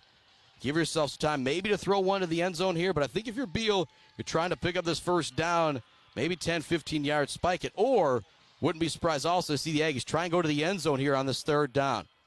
Wide receiver to the left of Smith is going to be Aaron Locke. Line up on the far side to the right is Drake Gatrill. Kyler Smith wants to throw. He's going to throw this one in the dirt, actually. Little out pass from McKinney. I think that was one of those Coach Gross told him, if it's there, it's there. If it's not there, just throw that into the dirt. And now we're going to try and go to the end zone here on 4th down. Kyler Smith trots back in with the play. And out there, the skill positions right now, you've got Locke, Gatrill, Zucker, and Owen McKinney, and Drew Block. Again, Zucker, guy with a little bit of height, the hops. Also Gatrill on the far side of the field. Great basketball player. Looks like he's got one-on-one coverage with Lesko. Kyler Smith, pump fakes it one way. Now looks to go long. He wants the wheel route for Zucker. Zucker goes up, and it's going to be picked off by Lesko. What an interception from Lesko. Oh, my goodness.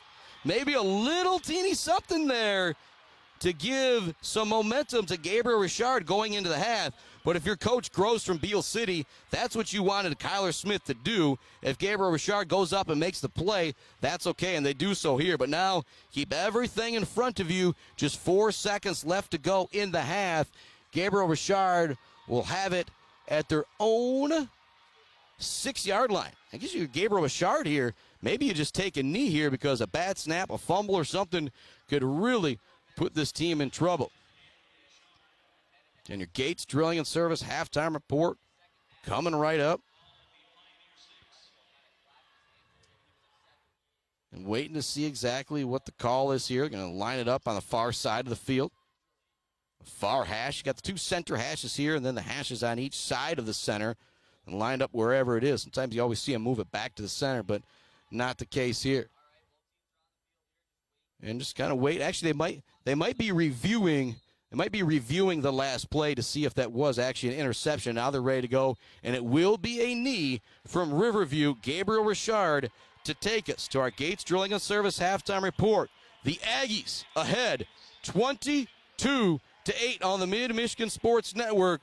Back with a first half recap. It's the Gates Drilling and Service halftime report here on the Mid-Michigan Sports Network. Jenna Gates. And Kyle Gates here. We are the 5th generation with Gates Drilling and Service. We've been serving our friends and neighbors in Michigan since 1893. We have the latest and greatest well drilling technology, allowing us to put in wells where others can't. Lake lots and tight spaces are no problem. From our family to yours, thank you, and call at 989-772-7841 for all your well drilling and service needs. Gates Drilling and Service, where Gates goes, water flows. GNS Mechanical in Wademan offers service and installation on everything for your home and business. From a simple filter replacement to furnace, central air service, and install, geothermal, and walk-in coolers and freezers. If you have a need, GNS Mechanical has a solution. Learn more at gnsmechanical.com or call 989-644-2106. Weefridge Financial knows it can be incredibly overwhelming to navigate the world of financial planning. With trusted guidance and easy-to-understand advice, you can feel comfortable in your financial future with Weefridge Financial. Weefridge Financial assists people in all stages of life with a specialization in retirement and investment planning. Experience the power of working with an advisor dedicated to your success. Visit WeefridgeFinancial.com. Visit them in downtown Mount Pleasant. Call or text 989-953-7888. Weefridge Financial, member SIPC. Bryce Updegraff with Pradium Realty, Robin Stressman and Associates thanks the coaches and officials who put in the time to help student athletes achieve their dreams and goals. For all of your real estate needs, the Bryce is right with Bryce Updegraff. With Pradium Realty, Robin Stressman and Associates, 989-620-6595. Today I'm going to tell you about sportsmanship because it's important. Treat your opponents the way you would want to be treated. My mom says that. Listen to the referees. It's their job. Be nice to their team and our team. Cheer them on. Always play fair. It's the right thing to do. It's sportsmanship. It's not that hard. Let's head back to the action on the Mid-Michigan Sports Network. Welcome back on into the Mid-Michigan Sports Network in our Barberry Law Studios. 22-8 is our halftime score. The Beal City Band out on the field right now. That's what's so special about high school sports. It's not just the team. The band's here. The cheerleaders get to be out on the field. It's just a special atmosphere for everybody. Quick reset of what's gone down here in the first half. Then I'll send it off to This Week in MHSA Sports with John Ross, and we'll get you ready for that second half. Game started looking like, oh boy, this could be a shootout. Riverview Gabriel Richard goes 62 yards in 3 plays on the long touchdown pass from Sobush to Lesko. But then Beal City answers right back. A nice kickoff return from Drake Gatrill to set up the Aggies at midfield. 7 plays, 4 first downs. Drew Block with a 3-yard touchdown run. A penalty on the extra point moved it in. Aggies went for 2 and were able to tie it up 8-8. Gabriel Richard then got the ball back at their own 32. Picked up a few yards, had a long pass downfield that was intercepted on 4th down by Mr. Drew Block. Again, if he would have knocked it down, would have got the Aggies a little bit better field position, but it didn't matter. It did not matter. The Aggies started at their own 13 with 4:39 left to go in the first quarter. They went 9 plays, 4 first downs, some big time runs from Drew Block. He took it in for the touchdown as well, and there's just no rush on that extra point that made it 15-8. Then Gabriel Richard had a big 3rd down and 9 conversion on their next drive. They went 10 plays and ended up with a turnover on downs on a 4th and 9 play. The Aggies got it at their own 40-yard line. 10 plays, a big 4th down touchdown pass from Owen McKinney, or to Owen McKinney from Mr. Kyler Smith. Shoot, I was kind of talking on the last drive from Beal City about maybe their first pass of the game. I kind of forgot about that 4th down touchdown fade pass where they sent McKinney in motion. When they saw it was just going to be single coverage out there, just kind of floated it out to him. McKinney turned, went up, and made the catch of his life in the game of his life, the football state championship. Then again, Gabriel Richard got it back, turnover on downs. Beal City moved it a little bit again, but it was an interception from Derek Lesko as the Aggies tried to throw it towards the end zone with just 10 seconds or so left in the half. It was a knee from Gabriel Richard at their own 6-yard line, and that is how we got to our Gates Drilling and Service halftime report. The Aggies with the lead, 22-8, and they get the football to start the second half. We'll be back with that second half right after this on the Mid-Michigan Sports Network. The first two football championships of 2024 are captured, and do you remember the very first football title games? I'm John Ross, and this is This Week in High School Sports, powered by the Michigan Achievement Scholarship. 8-player football champions were crowned at the Superior Dome in Marquette on Saturday. Garza takes the snap. He throws, looking down the left sideline, has a man, end zone, touchdown! Deckerville takes the lead! Brandon Salowitz scores it for the Eagles! That was Matt Chapkus of the MHSAA Championship Network on the call as Deckerville came back from double digits twice to win the Division I title 30-28 over Pickford. It's Deckerville's second championship in 8-player, as they also won it all in 2012. And in Division II, Crystal Falls Forest Park jumped out to a 28-0 lead over Morris before cruising to a 42-20 victory. Nick Stevens accounted for 3 touchdowns for the Trojans. This is also Forest Park's second 8-player title. They previously won it all in 2017. For more on both games, please check out MHSAA.com. It's time for Game Balls, when we highlight a trio of standout performances from the past week. First, Byron Center quarterback Landon Tungate. He ran for 169 yards and 6 touchdowns in a semifinal win over East Lansing. East Grand Rapids swimmer Kate Simon. She finished first in 2 individual races and was on 4 relay winning teams as EGR won its 27th state title. And Molly and Mallory Reck. The twins from Northville combined for 46 kills in a D1 Finals win over Rockford, giving Northville its first volleyball state title. Graduating seniors could qualify for a tuition-free skills certificate or associate degree through the new Community College Guarantee, no matter their GPA or your household income. Or if your child plans to attend a 4-year university or career school, the Michigan Achievement Scholarship Program has them covered. They could get up to $27,500 toward a bachelor's degree or up to $4,000 for career training. Complete the FAFSA to get started at mi.gov/achievement.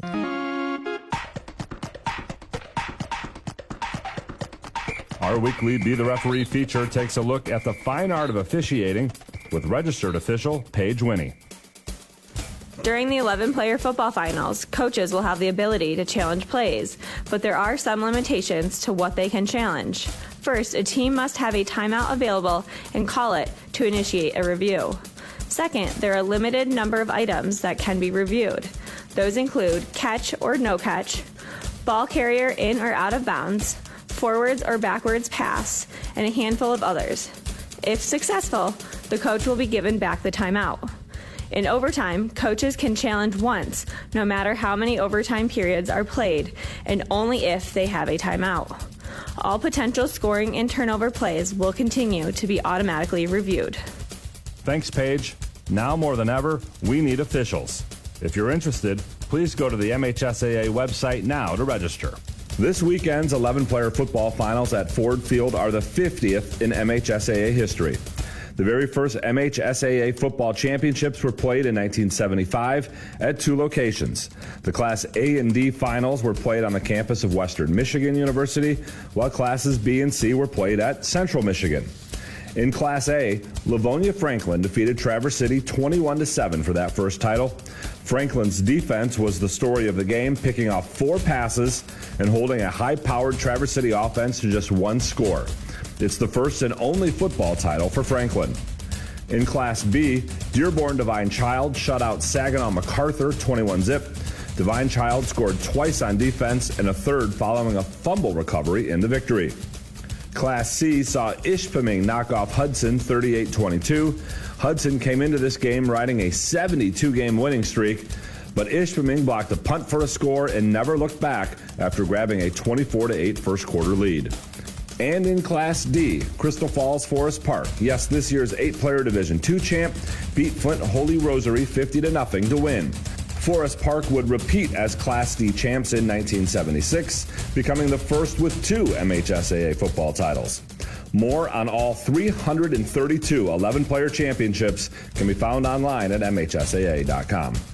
You've been listening to This Week in High School Sports, powered by the Michigan Achievement Scholarship, a production of the MHSAA Network. Thanks for joining us. I'm John Ross, and we'll be back next week.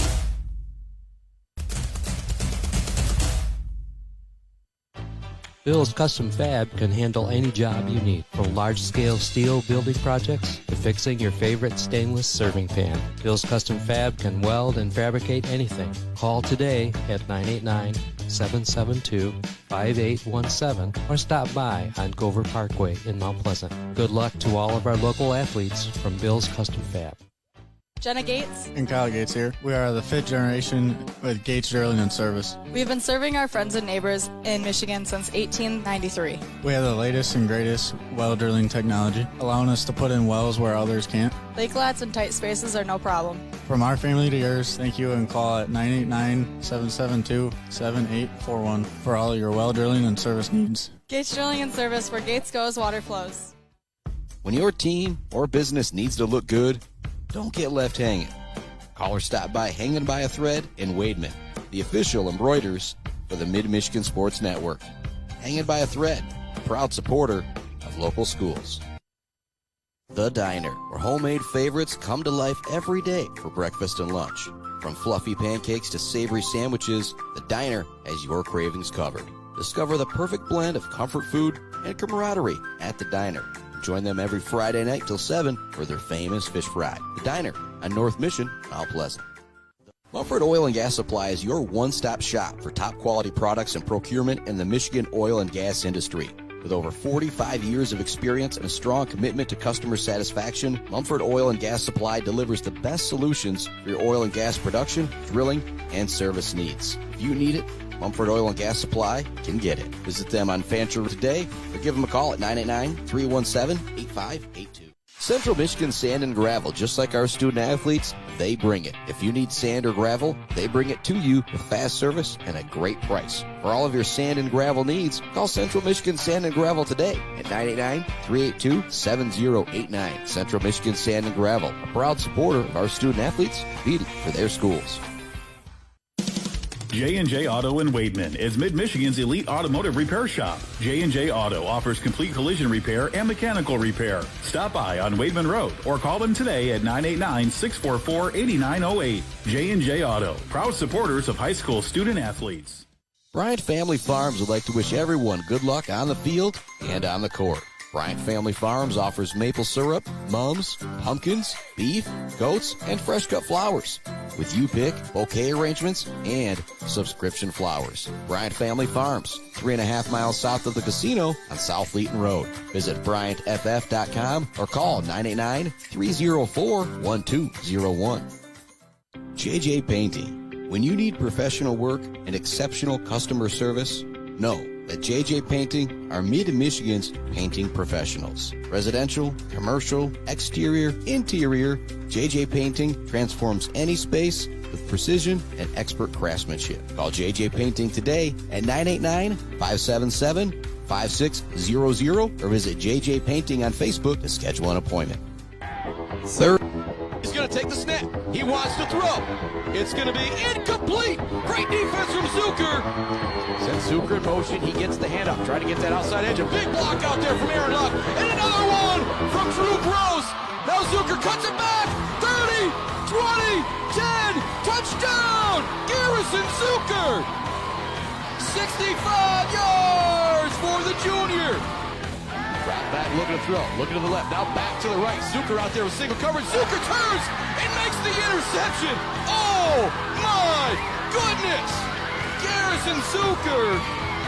Smith in the gun, McKinney in motion. McKinney gets the handoff. Got to get that outside edge. He's got it. In the other field. 10-yard line. Sprung down at the 5. What a run from Owen McKinney. Smith out there for the hole. Martin ready for the kick. 5 seconds left to go. It is up, and it is good! Here comes the 4th down and 1 play. Halfman in the gun. He's going to pitch to Kniznik. Let's get that outside. Zucker trips him up. It is Aggie football! Kyler Smith in the gun. Smith wants to throw. He sings it to the far side of the field. Caught by Gabriel. He breaks one tackle, looks to get away from another man. Stays on his feet until he gets inside the 40-yard line. And look for Smith. They send McKinney in motion. He gets the handoff, looking to get that near side, gets through one man, shoots the guy out of the shoes, touchdown! Owen McKinney!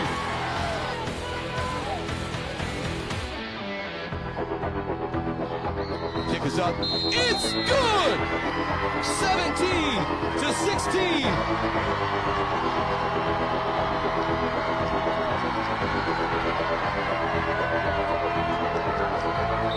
Here we go! 4th down and 7 for Fowler. Line up in the gun is Halfman. He's rolling to his right. Hunter McDonald giving chase. He's rolling. He throws it. It's going to be incomplete. McKinney broke it up.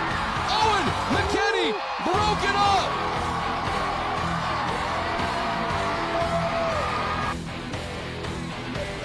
Getting the handoff is Zucker. Zucker's got to get the outside edge. He's got it. Now spins down and falls down. That'll do it. Of course, it's Garrison Zucker with the big run for the first down. What a game this was. Beal City has now won their last 3 games by 1 possession. 21-14, 14-7, and now 17-16. Let's head back to the action on the Mid-Michigan Sports Network. I think it was battles like that 17-16 game with Fowler.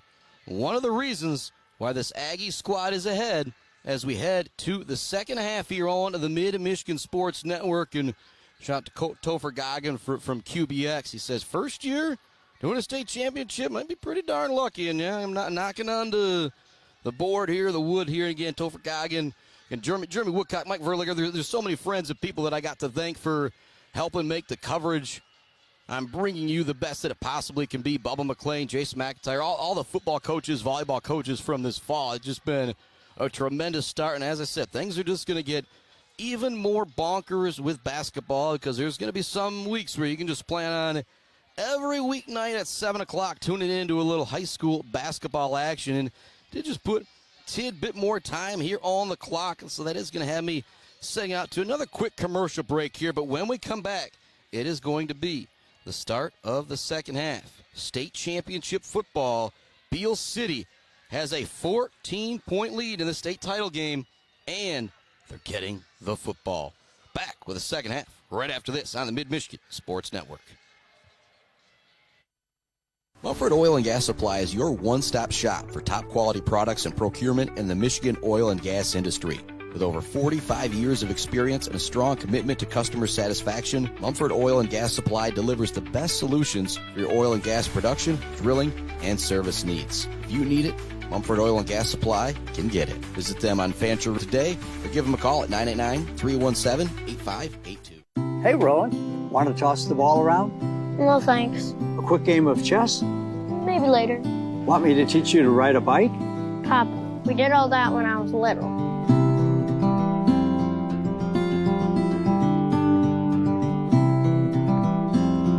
I guess you're right. Marbury Law's kept me so busy, time has just flown by. There is one thing, though. You got any cookies? Thought you'd never ask. Let's head back to the action on the Mid-Michigan Sports Network. Welcome back to our Barberry Law Studios here on the Mid-Michigan Sports Network. Big shout out to my main man, Joe Barberry. One of the very first sponsors we had. So this thing going into the first game way back in August now.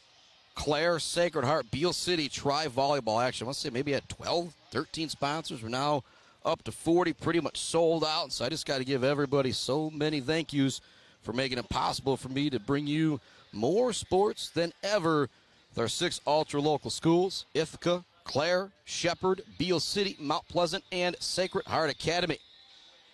Man, just honored, pleasure to be able to be down here at Ford Field right at the start. Aggies looking to win their 3rd state championship. And again, you've heard me say it through this playoff run. 30 years ago, Beal City wins their 1st state title. 15 years after that, 2009, they win their 2nd state title. Fast forward another 15 years. Here we are, 2024. The Aggies, 2 quarters, 24 minutes away from winning their 3rd state championship. One note from the sideline at half. I did see Riverview Gabriel Richard quarterback Nick Sobush kind of being stretched out real good on that sideline. He's actually got a seat on the table right now. he was a big factor defensively as well. If he's not out there on defense just for offense, could be even more good news for Beal City. Gabriel Richard kick it off from the 40-yard line on the near hash. Back deep, ready to receive. I believe that is Drew Block, and also it's McKinney and Drew Block. And here comes a kick. It's going to be a dribbler. Takes a bounce at the 22. Picked up just inside the 15 by McKinney. He now looks to get that far sideline. Gets a good block out there. And another block from Drew Block. Small now trying to free him for extra yardage. McKinney inside the 35 before he's brought down. Another huge return for Beal City. They had one to put him at midfield for the first possession of the game. McKinney takes this one from the near side of the field all the way across. Gets a couple good blocks out there on the edge. One from fellow returner Drew Block. And Beal City is already at the Riverview Gabriel Richard 43-yard line to start this second half. What a fantastic call right there on the return. You wonder if that's something the coaches saw of, hey, they're just kind of coming right downfield. They're not really you always got those two gunners. They're supposed to stay on the outside. When you notice one of those guys leaking in, that's when you kind of run the kick right, the kick left return. Worked out big time there for the Aggies. They've got a first down and 10 in Gabriel Richard territory to start our second half. Handoff for the jet sweep. Nowhere for the ball carrier to go this time. He's going to be brought down. It does look like Sobush is now into the game defensively as well for Gabriel Richard. Again, tough cookie out there playing quarterback, defensive back for Gabriel Richard. That's actually going to be a loss on the play there. Second down and 11 now coming from Beal City. You know, Coach Mark Shea was trying to pump his team up at the half. You trail by 2 scores. The other team gets the football to start the third quarter. You know you got to make it happen right away. See what happens on this second down and long play. I think that's only the second time Beal City's had a tackle behind the line. They've been very, very dominant running the football. Drew Block is going to be the deep back. It's McKinney and Zucker as the 2 wing backs. Looking for a little misdirection as they still run it up the middle, but it was kind of a fake to Zucker on the jet sweep, and coming across the other way was McKinney. And so a little dressing on the run up the middle there for Beal City. It's going to work for 3 or 4 yards. Third down and 7. Big moment right here in this game. If you're Gabriel Richard, you trail by 2 scores, but with that great kick return, this is going to be 4-down territory for Beal City with his third down and 7 play. And wouldn't be surprised to see a jet sweep here. They've worked very well today for the Aggies. Lining up wide to the near side is going to be Aaron Locke. You got 2 wing backs to the left, Zucker and McKinney. Be surprised if we don't see Block pitch it that way. They fake the pitch. Now they go to Zucker. He's got an open hole. Juke move at the 30. Another at the 25. Another at the 25. Oh, Garrison Zucker looking like Barry Sanders here at Ford Field as he picks up the first down. A big run from Zucker. Don't have to worry about going for it on 4th down as he picks up the 3rd and 9 on the ground. And Beal City has just absolutely dominated on the ground in this ball game. McKinney's ran it 10 times for 74 yards. Block 11 for 57. Zucker now 4 for 52. McKinney goes under center. Hands it off to Drew Block. He's got a big hole. Not quite a hole so big he could drive a Clark Modular home through it. He's going to be pushed down at the 11-yard line, but it's a gain of 8 on the play for Beal City on first down. And if you're Richard, we've got guys leaning on their knees right now. They are tired out there defensively. Got a guy coming out, a backup coming in at linebacker now. So if you're Beal City, punch it in here. You are in control in the state championship. Again, our score is 22-8. Beal City with the lead. State title on the line. 9:15 left in our third quarter. They have it. Beal City has it 2nd down and 1 at the Gabriel Richard 11-yard line. Deep back is going to be Owen McKinney. Lined up back behind Kyler Smith. Gets the pitch, looking to get that outside edge. Cuts by 1 man inside the 5-yard line. First and goal, Beal City. What a game the Aggies are having all the way around. Talk about this being the ultimate team game. Again, you think, oh, they got to commit to Air Force. They got a guy going to Air Force. They got a guy going to Air Force. It's been all week with Riverview Gabriel Richard. Well, Joey Calhoun has been bottled up. He has had nowhere to go. And for the Aggies, you only got 2 all-regional guys because you have 7 guys with 4 or 5 touchdowns. Well, it pays off when you get to walk onto Ford Field and score a touchdown. Drew Block has got 2. McKinney's got 1. And now McKinney's got 2 as he plunges into the end zone for the touchdown. The Aggies now up 28-8 with 8:30 left in the third quarter in the D8 state championship. Nate Mandel always saying there's a whole lot of 2s out there, a whole lot of 8s out there right now for Beal City. They lead at 28-8, 8:30 left in the third quarter.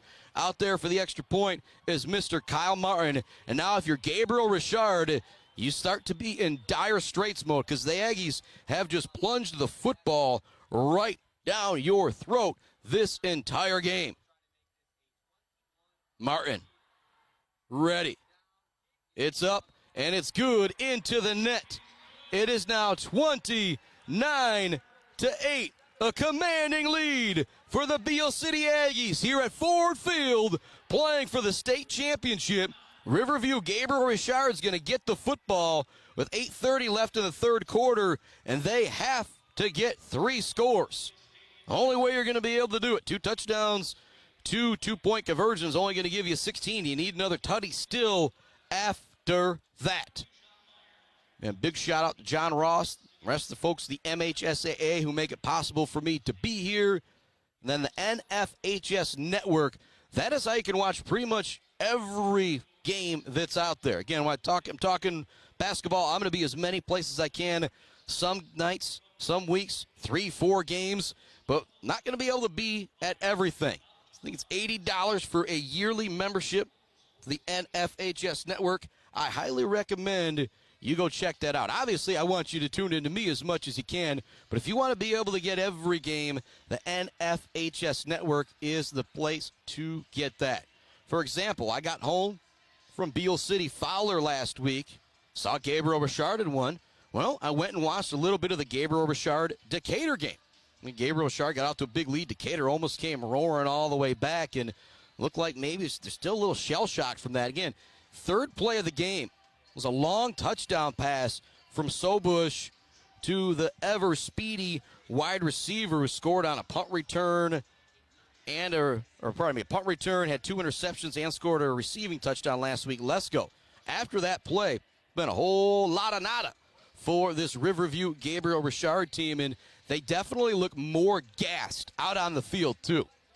Such a big advantage for these guys to be able to sleep in their own beds, then be able to just travel a half hour like it's a normal day of school here to Ford Field. Not this Beal City team. Everybody in Beal City. Your Thanksgiving got interrupted, and for good reason, but now Beal, even though they had to stay in the hotel last night, even though they had to go to Iron Mountain, even though they had to go to Glen Lake, even though they had one of the toughest roads, here they are, 29-8, up in the third quarter with 8:30 left to go in our ball game. Out there to kick this one off is the sophomore, Sienkiewicz. And here comes the kick. Beal City, 3-score lead.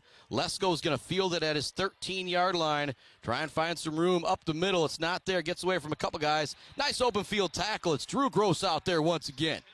Drew Gross having himself a day here in the state championship. When you think about this sophomore class, pretty darn special. Very similar to the senior class that graduated from last year. By the time they get to be seniors, they're going to have 13, 14 guys still on this football team. Own 24-yard line is where the Aggies will start. And again, that team 30 years ago, Jace Fabers pops on that team. Wyatt Wilson's pops on that team. Drew Block pops on that team. Jace Faber pops on that team. I mentioned Gross and also Angela Zucker, Garrison Zucker's mom, part of that 94 class as well. So essentially 5 legacies from that state championship in 94. Now 30 years later, got the 21-point lead over Riverview Gabriel Richard. 2nd down and 5 now for Riverview after the 5-yard pickup on 1st down. And now if you're Beal City, you're not going to take away your defensive aggression, but there's a little part of you now that just make sure you keep everything in front of you.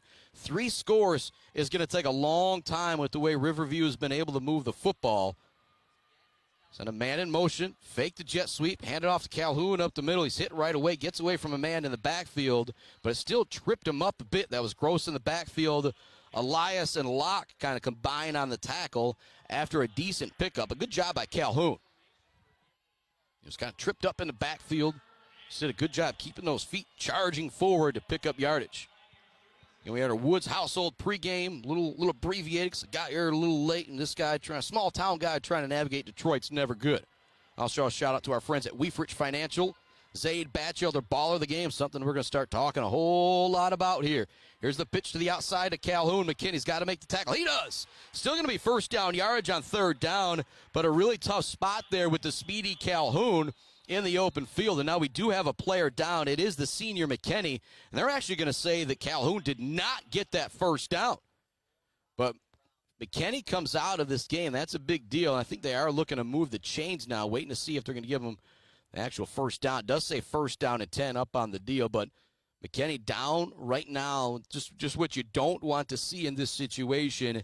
A senior that has poured his heart and his soul into this team in the Beal City town. Owen McKinney is going to be 3-year varsity basketball, 3-year varsity football, and 3 or 4 years varsity baseball, back-to-back state champions in baseball. He'll be the one of the senior leaders on that team this year. And what was special about him last year on that playoff run for baseball, no matter who came in to pitch, you could just send McKinney wherever that person was. If it was Fussman coming in from center field, he can go there. If it was Walcott coming in from left field, he can go there. Third base, first, didn't matter. You put McKinney out there, he's going to be able to make a play for you defensively on baseball. Handoff up the middle, pickup of 2 or 3 for the ball carrier. Wyatt Wilson, Drake Gatrill, along with a couple of other Aggies out there to make the tackle. Under 7 minutes remaining, state championship, third quarter. Beal City leads Gabriel Richard 29-8. Coming in with the play, it's the quarterback, Sobush. This will be the 5th play of the drive for Gabriel Richard. Picked up a third down and short moments ago. Had that first down run. Now 2nd down and 7 here. Ball thrown 38-yard line. Handoff up the middle with 2 running backs there. It's going to be a short carry. Nice tackle on the far side of the field. That was Wilson and Elias kind of combining for the upending tackle. And here's another 3rd down for Gabriel Richard. Seems like it's 3rd down and 9, 3rd down and 4, 3rd down and 6. After every 2 plays, Beal City doing a great job making sure Gabriel Richard just faces as many 3rd downs as they can.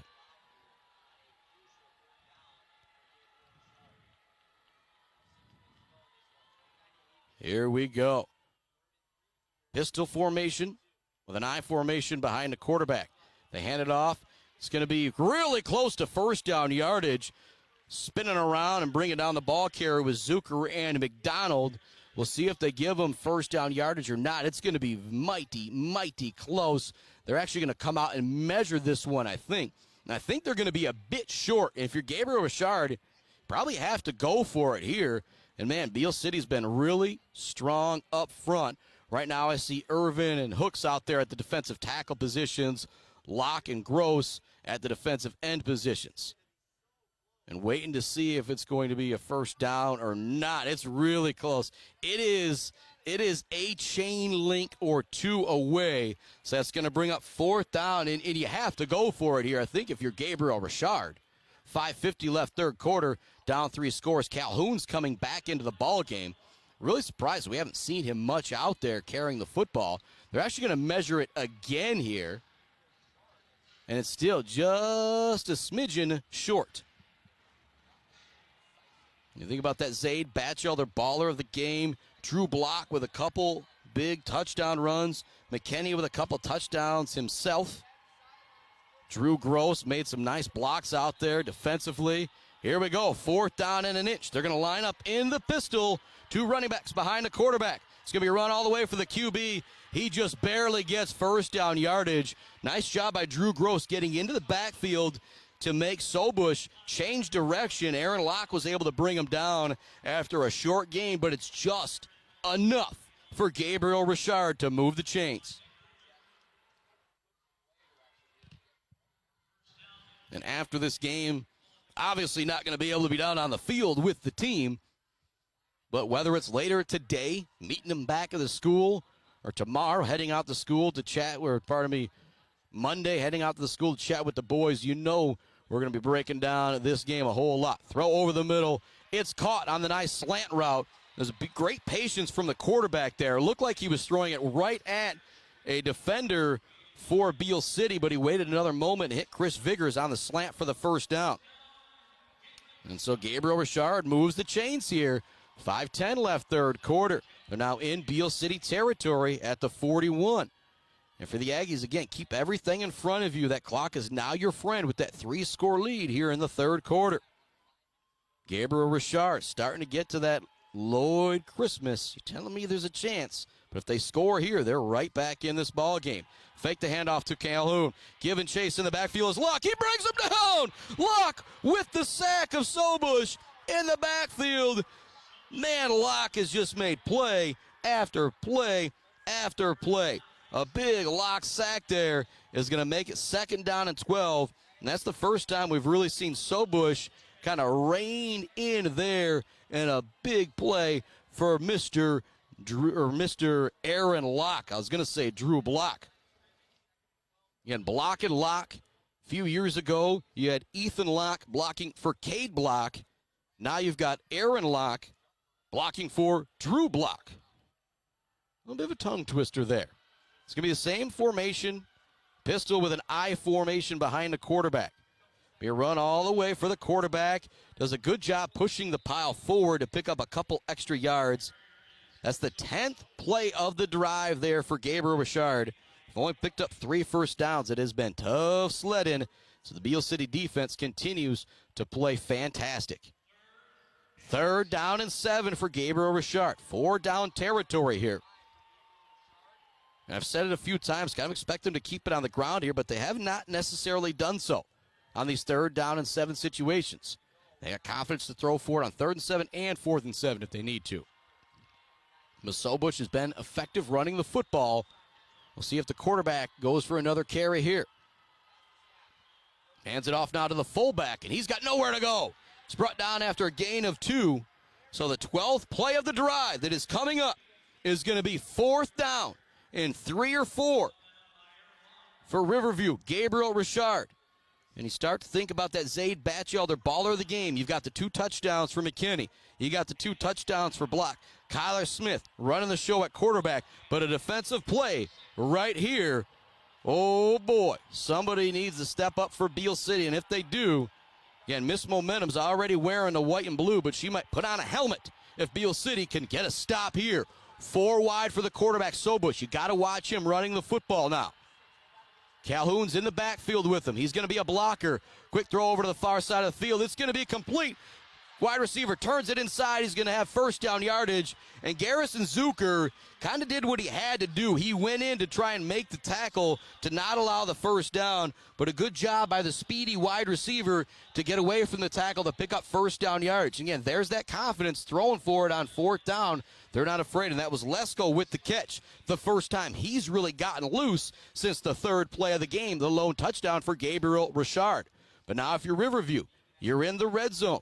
You have a chance to close the gap here. 21-point lead for Beal City. Shotgun look, 4 wide, 2 on each side for the quarterback, Sobush. He's looking left, wants the slot. It's going to be incomplete. Drew Block. What a defensive play as Block breaks it up. Wide receiver Lesko wants a flag, but it's Block with the pass breakup. When I start to go back and look at things, you've got Block with the interception. He's had a big extra effort 1st down. He's got the 2 touchdowns. As I think about that Zaid Batchelder baller of the game brought to you by our friends at Weefrich Financial. Am I calling a front runner right now towards the end of the 3rd quarter in our state title game? Probably got to be the senior, number 0, Mr. Drew Block. Shotgun look for Sobush. 2 to the right, 2 to the left. In the backfield with them is Calhoun. Has not ran it much here today.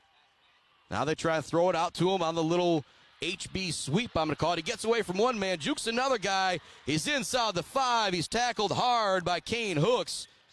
And he went hard into the turf there, kind of head first, and not really a way that else that it could happen. He is down on the field and hurt. And again, that was a clean tackle from Kane Hooks. It's going to be first down and goal coming up for Gabriel Richard, but we're going to have an injury timeout here. We'll take this quick timeout as they take a look at Calhoun on the sideline after the big hit from Mr. Kane Hooks. Be back with more third quarter action right after this. The Aggies lead it here in the state championship, 29-8. It'll be first down and goal for Gabriel Richard when we come back on the Mid-Michigan Sports Network. Value is not just a price. When you buy something for your home, it's an investment. Knowing that you're getting a great deal and service after the sale is priceless. At Woods Household, we only carry quality products for your home at competitive prices. Furniture that is attractive and durable. Comfortable mattresses that last for years. Flooring that stands up to wear and tear. These are all products that last by trusted name brands like FlexSteel, Serta, Whirlpool, and many more. So shop the Woods way. Weber Brothers Sawmill has been in the sawmill and logging business since 1950. Weber Brothers Sawmill buys standing timber and logs all over central and northern Michigan with National Hardwood Lumber Association certification. You can be assured of a professional job, from the marking and cruising of your woods through the harvest. Weber Brothers Sawmill is a proud supporter of our local high school student athletes. Let's head back to the action on the Mid-Michigan Sports Network. Welcome back here on the Mid-Michigan Sports Network. Joey Calhoun still down on the turf right now. Again, thoughts and prayers go out to him, a young man who's got a very, very bright football future ahead of him going to Air Force next year. Down there and taking the time looking at him, the training staff from Gabriel Richard. Give me some more time. Thanks to the great sponsors make it possible for me to be here today. Big ones, Barberry Law Studios, built by Konwinski Construction. Gates Drilling and Service, Bill's Custom Fat, the Bird All-American Grill, sponsor of our post-game show. Clark Modular Homes, Weefrich Financial, Woods Household Appliance, Claire, friends at J&J Auto, Mount Pleasant Heating and AC, Konwinski Construction, Weber Brothers Sawmill, Mumford Oil and Gas Supply, ENS Graphics, GNS Mechanical. I'm going to keep rolling since Calhoun is down out there. JJ Painting, Mount Pleasant Public Schools, Bryce Updegraff, and Joe Wentworth with Pradium Realty, Robin Stressman and Associates. Hanging by a thread, the official embroider of the Mid-Michigan Sports Network, Isabella Bank, Bryant Family Farms, Dave and the crew out at All Seasons Fireworks, The Diner, Block Electric, Central Michigan Sand and Gravel, Pure Plumbing, Kenneth Eggert, DDS, Sperry Funeral Home, Mid-Michigan Industries, Boomer's Lawn Care, Doozy's Ice Cream Place, Rick's Food Center, Almost Up North, Stitches for Britches, Schaefer's Bait and Sporting Goods, Gross Farms and Brad Gross Electric, Bogwai Bang Gun Bradley, WW Construction, Fisher Companies, and the Isabella Community Sportsplex. That's all of them right there. When you think about doing business in the Mid-Michigan area, remember those people who are supporting these youngsters out here, thus supporting this guy or flip it around. Run up the middle for Gabriel Richard. They are going to be stonewalled at the line of scrimmage. Nowhere for him to go. Gatrill, Irvin, McDonald all getting out of that pile. Oh, my goodness. He actually just ran into a wall there. There was nowhere for the ball carrier to go. It's going to remain second down and goal for the two. If anything, maybe backing up a teeny bit is Gabriel Richard. And again, that's such a big factor because the clock is such a big factor in this game. Beal City has a 3-score lead. They're up by 21 points. Gabriel Richard went for two the first time they had it. It won't really do him any good now. Got to get 3 touchdowns.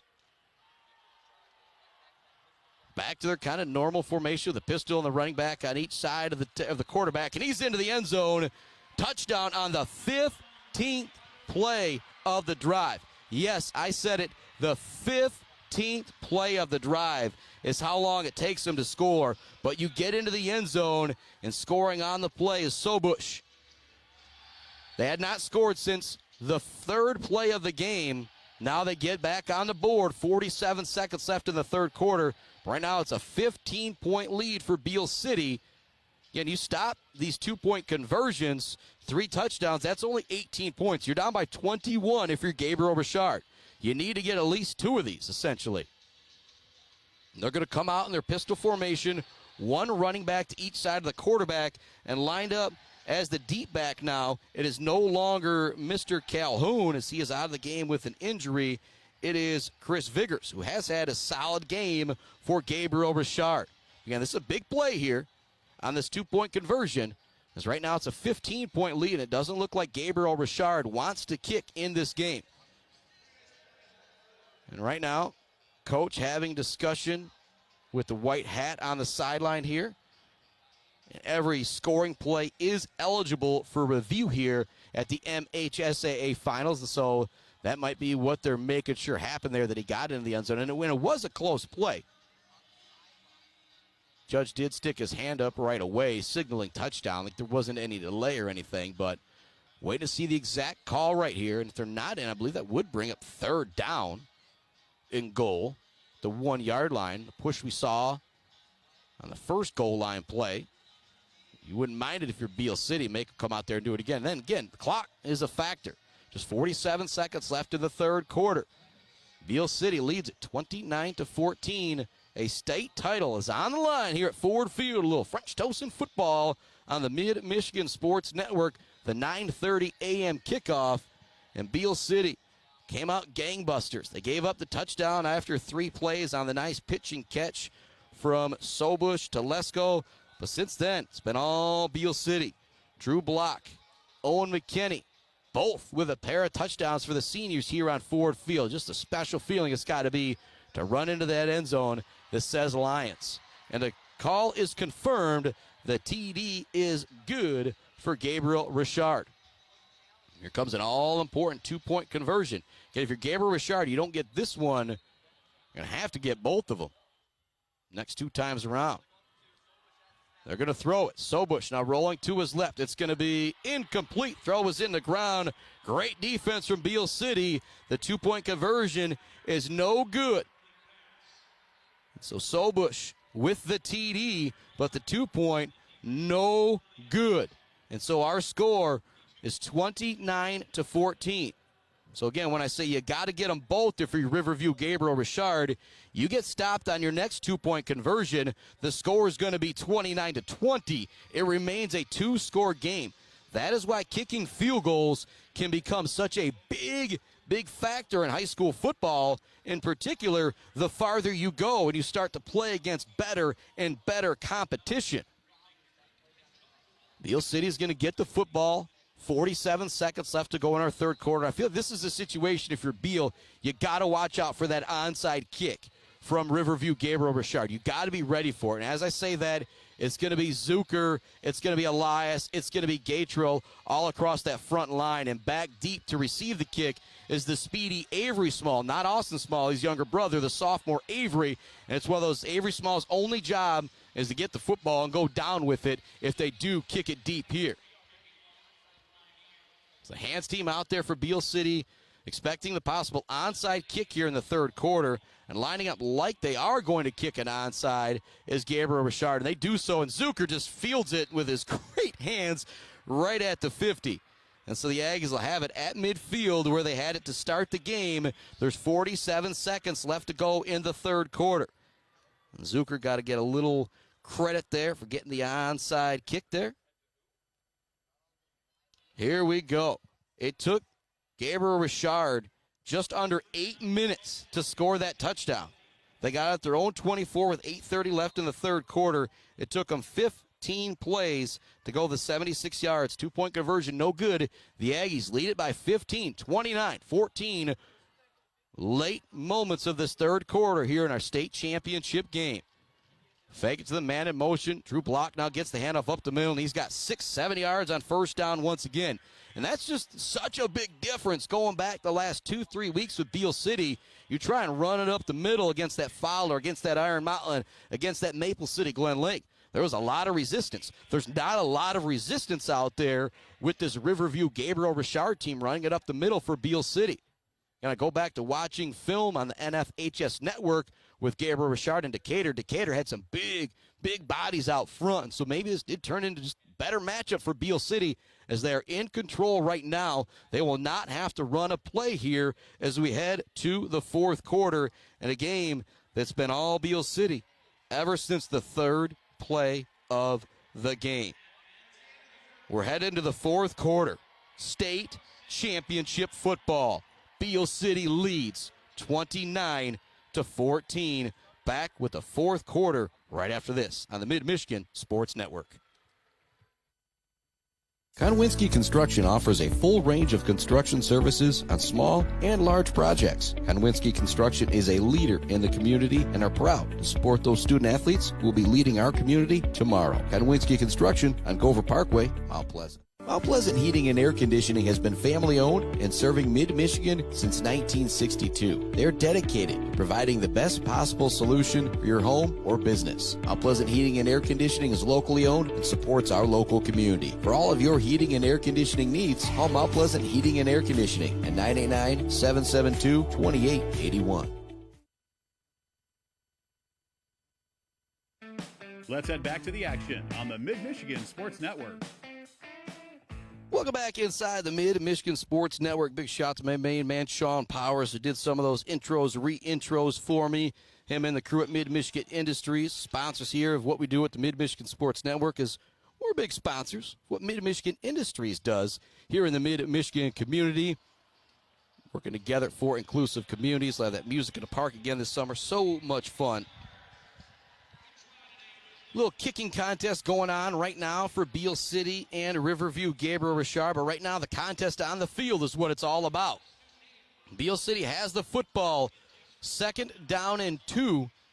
Start the 4th quarter just inside Riverview Gabriel Richard territory. If you're the Aggies, you put one in the end zone here. Woo, boy. It's starting to look pretty good. It is starting to look pretty good. So myself, Kyle Sanders, kind of looking over at each other like, oh my gosh, like I just can't even believe this. How awesome is this? This is the team of destiny.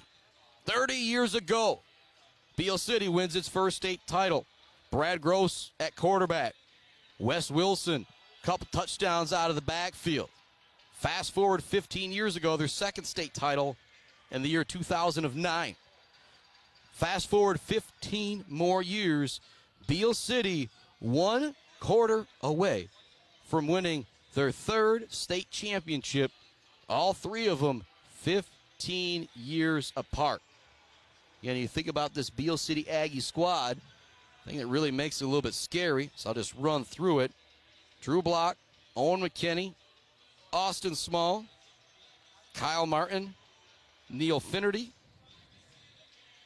Joey Federico, Caleb Leonard, Parker Sienkiewicz, Chase Faber. Those are the only seniors on the team. That's it. And all those guys playing a very, very important role in this playoff run.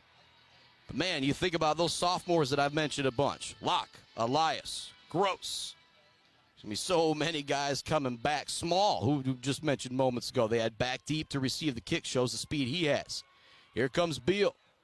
Deep back is going to be Drew Block. 2 wing backs. One of them is Zucker. He goes in motion. He gets the handoff. Gets away from one guy at the line of scrimmage. Gets inside the 40-yard line for first down yardage before he is pushed out of bounds. We'll see if they stop the clock or they're going to keep it running as he was pushed out of bounds. Again, clock is now a factor here in the 4th quarter. Beal City, 29. Riverview, Gabriel Richard, 14. The state title on the line. Again, our Bird All-American Girl post-game show's not going to have your boy Don on the field, but whether it's down in the cauldrons when they come out of the locker room, I'm going to try and do something to be on Facebook Live as soon as I can. And if we got to wait till next Monday to do an interview with all these boys, we'll do that as well. But they still got some work to do. First down at 10 inside the Richard 40. They pitch it to Drew Block. Gets away from a shoulder tackle, bowls ahead for a couple extra yards. It'll be 2nd down and short for Beal City, just outside the 30-yard line. And the intensity in my voice may continue to pick up. So down and down just a teeny bit here. If I get quiet for a second, don't worry. You know this moron is going to get loud when something sweet happens. And I got a feeling there may be some things happening here in this 4th quarter. Sophomore quarterback Kyler Smith comes back in with the play from head coach Brad Gross. On the sideline right now, Austin Small and Drew Block. Out there at the wingbacks, you've got Zucker and Elias, and the deep back is going to be Mr. McKinney. Sends Zucker in motion. He gets the handoff. Tries to get that outside edge. He's got to get turned inside, but he's got first down yardage once again. So 4 plays, 2 first downs for Beal City. And if you're Coach Gross, you can kind of crack your back a little bit, snap those fingers, and take a little bit of time now because there's 10:30 left in the state championship, and your team is up 15. Substitutions coming in. Getting a break now is going to be Owen McKinney and Garrison Zucker. Kyler Smith has the play. Drew Block will be the deep back. Austin Small, Eric Elias are your two wing backs for the Aggies. Smith goes under center, sends Elias in motion, hands it off the block up the middle, nowhere for him to go. Nice defensive play from Gabriel Richard that time, getting into the backfield to bring down the ball carrier. But that hasn't mattered a whole lot when they've been able to make those tackles for loss. Beal City has been able to make up for it for the most part. And you go back, kind of look at the drive chart once again. Beal City's first drive, touchdown. Their second drive, touchdown. Their third drive, touchdown. Their fourth drive, an interception, but it was pretty much thrown up towards the end zone by Mr. Kyler Smith. You look at their fifth drive to start the second half, or pardon me, their fourth drive to start the second half. Touchdown McKinney. They have just been dominating here today. Give the standoff to Austin Small on the jet sweep. And once again, there's Drew Gross with a big block downfield. Cut back from Small. 10, 5, touchdown. Beal City, the senior, Austin Small with the tutty. So all three of your senior running backs are on the board here in the state title game. And you're back up by 3. Scores 21 and can make it 22 with a Kyle Martin extra point. Another big block out there from Drew Gross. As I start to think about that Weber Brothers Sawmill timber of the game, just blocking, Drew Gross has been out in front of the play 7 or 8 different times. The sophomore guard, oh boy, he's been huge here today. Martin out for the extra point. It's 35-14, Beal City with the lead. Or pardon me, they can make it a 22-point lead with this extra point. It's good!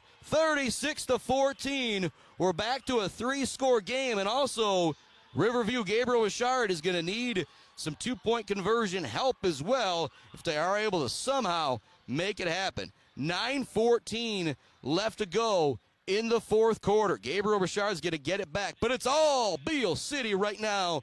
They lead it 36-14. What an absolute awesome game. Gross. Thing, take my bird All-American. Them too. And these bad things happen. Getting ready for this game. These bad things happen. Boy, and if we take care of those things. And then one other thing I think that we need to make sure we do is we need to make sure that we handle the situation. Obviously, for most records, You not only want to play in the moment, then the team that does that quicker sometimes in these games. You not only want a quality with Mr. Brad Gross. And so we're going to send it off to a quick break here. When we come back, it'll be the rest of the fourth quarter. Beal City leads it 36-14 here on the Mid-Michigan Sports Network. Appliances. You not only want a quality product, you also want service after the sale. Woods Household has an in-store service department that will repair your appliance in your home right away.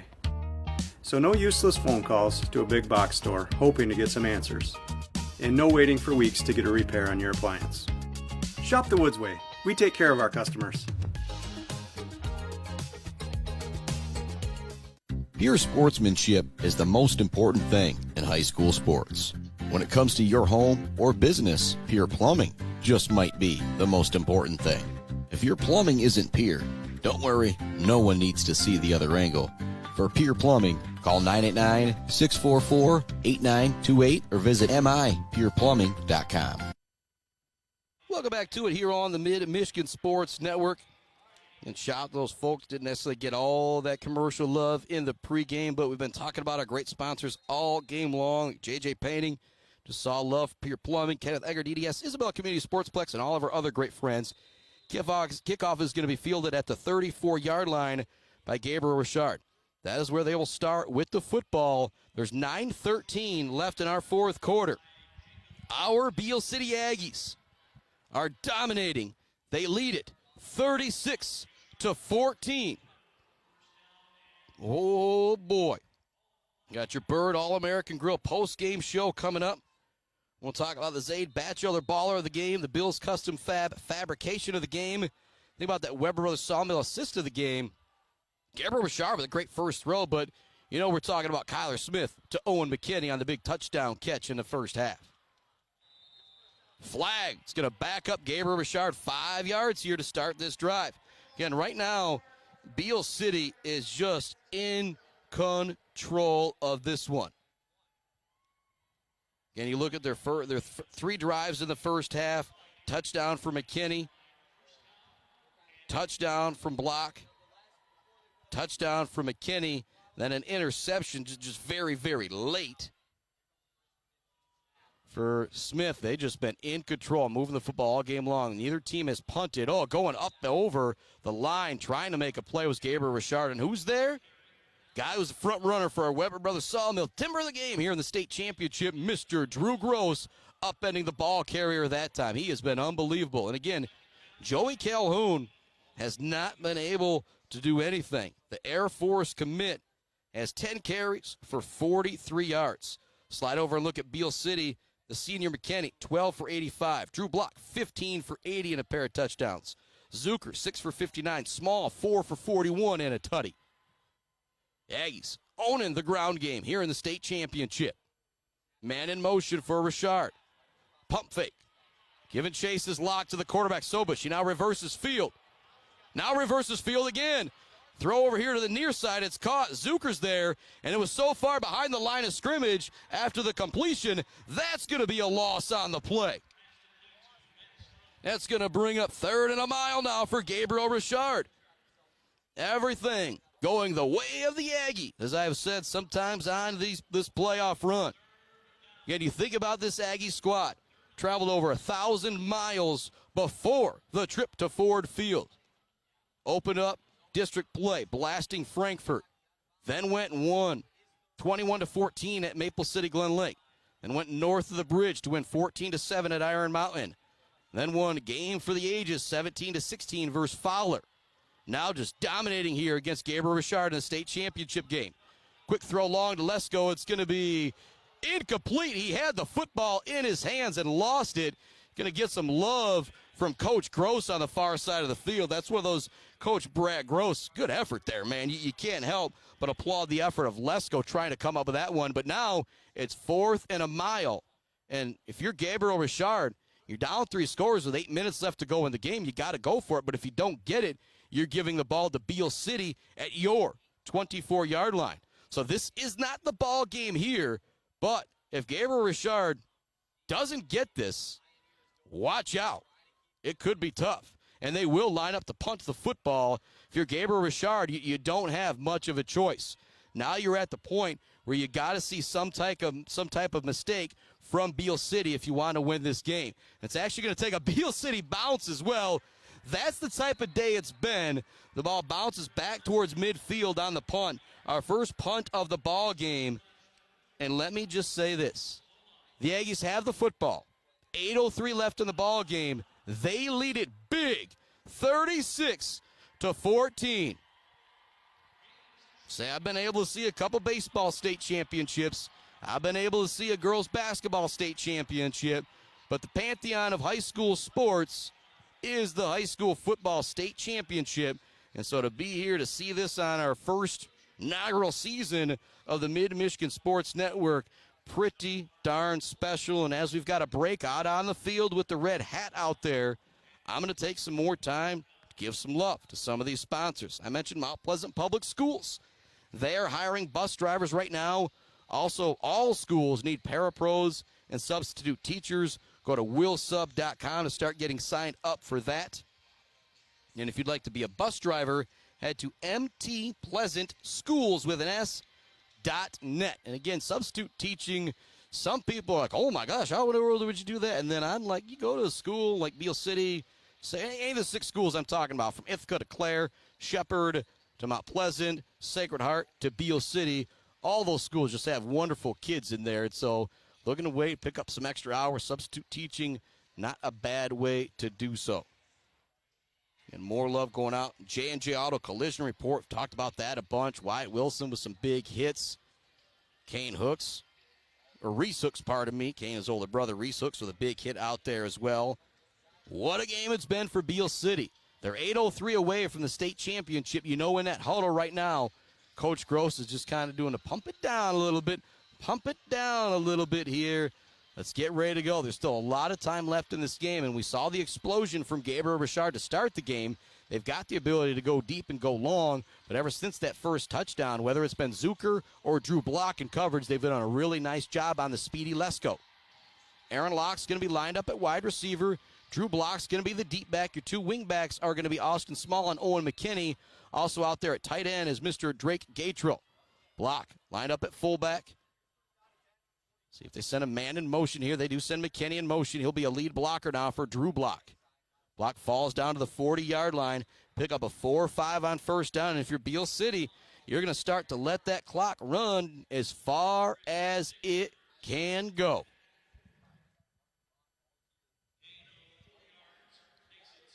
Talk about the thanks to go around. You've heard me mention the name Adam Gursky. One of my best friends, been helping me all season long with the camera work.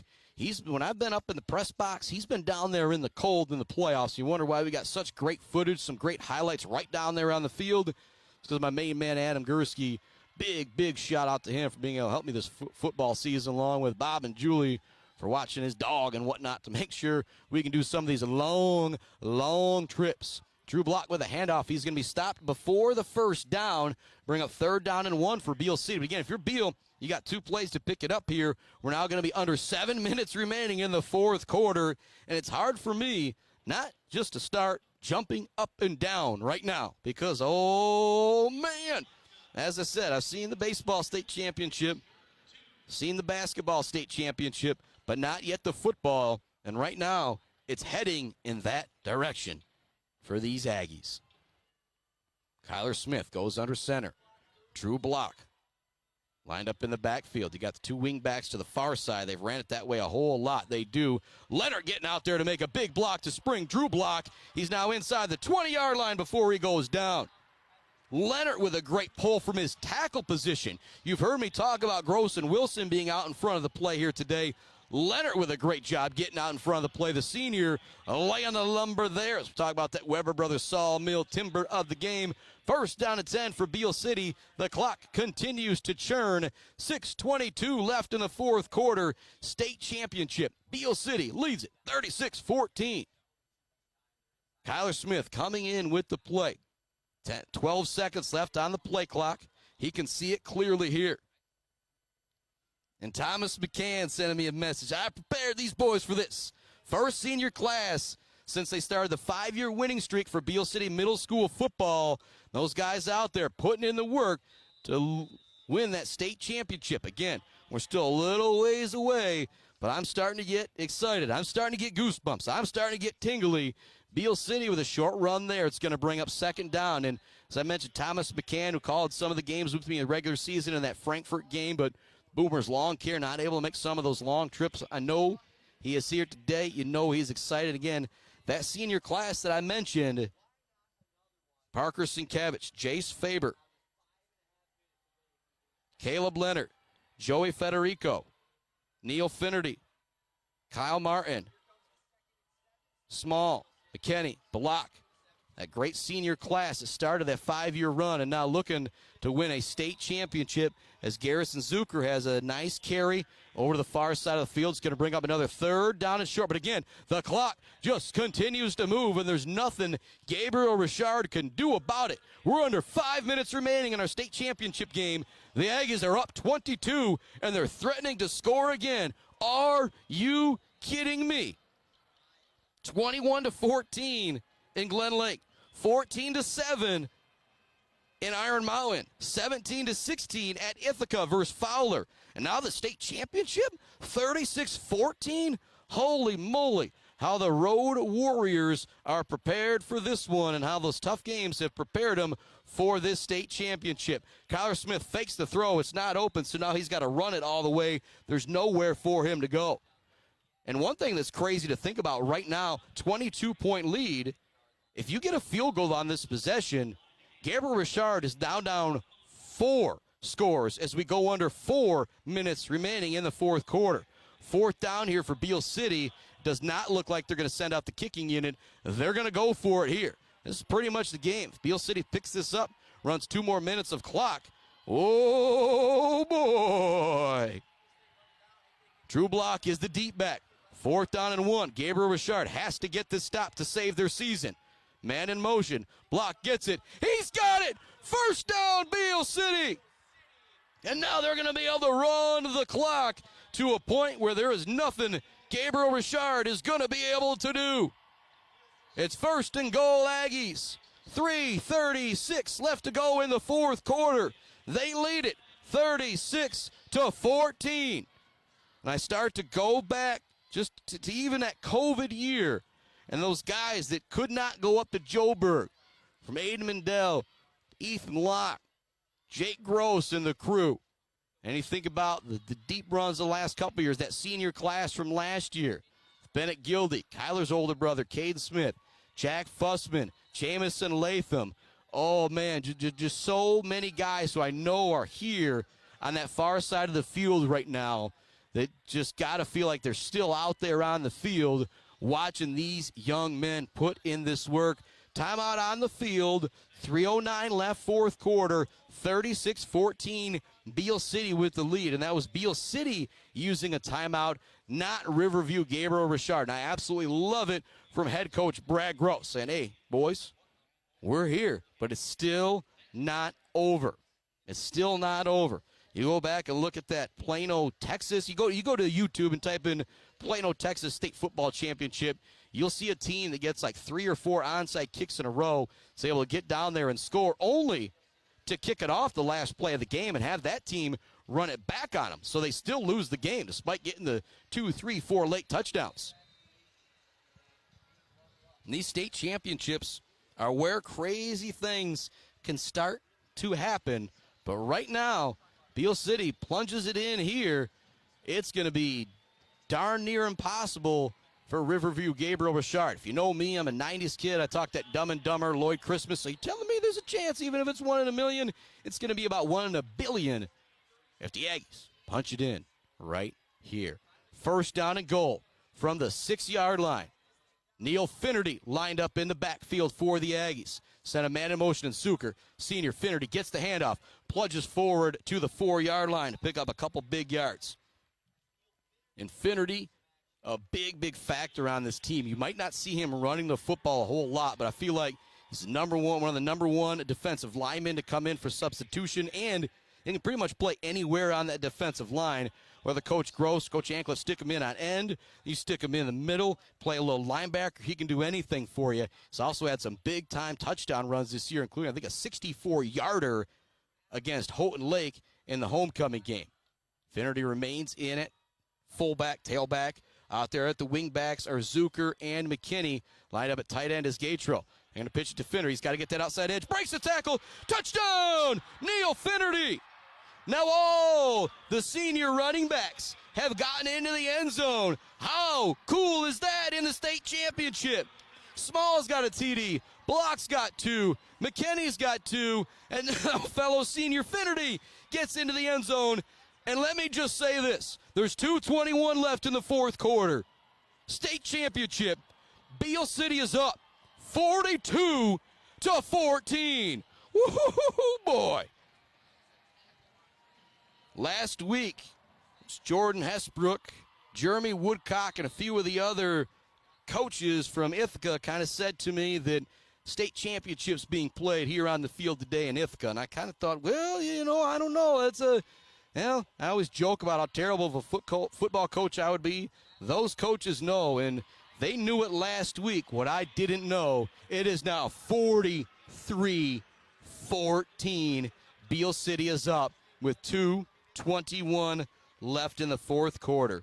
If you're Riverview Gabriel Richard, you're now at the point where you know this game is over. You're getting the ball back with 2:21. I don't even know what we're necessarily going to see them try and do. And now if you're on the sideline for Beal City, if you're in the stands for Beal City, you can feel it. You know it. It's going to happen.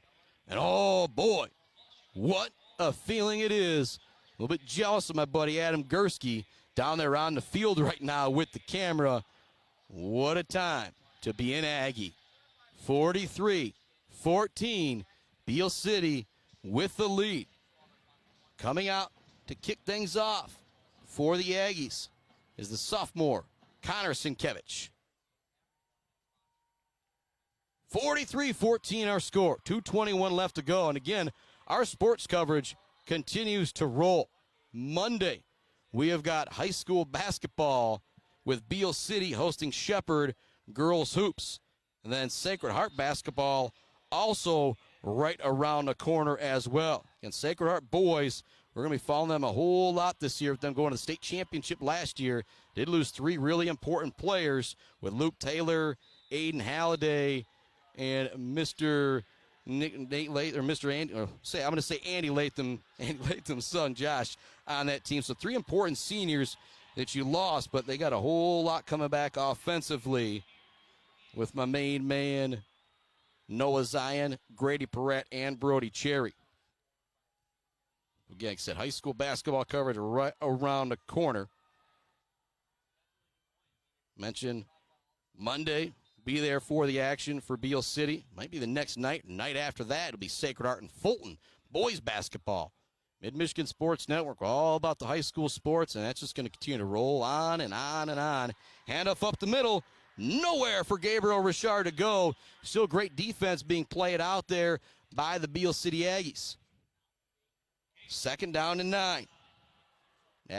Gabriel Richard has it at their own 38-yard line. Again, they don't have any hurry out there right now either. I think they kind of know this one is all for naught as the play comes in from the sideline. Coming out right now, Mr. Wyatt Wilson. He's going to get a big high five and a hug from Mr. Brad Gross, and these guys deserve to celebrate. Said only one team traveled over 1,000 miles to earn the right to be here, and now on the Ford Field, they're earning themselves a state championship. Eric Elias with tackle after the pickup of 3 or 4 from Gabriel Richard. Clock continues to move. 1:17 left to go, 4th quarter. And as I see down on the other end, Kyle Sandel now standing up as well as, oh boy, we're 1 minute away from Beal City winning their 3rd state championship.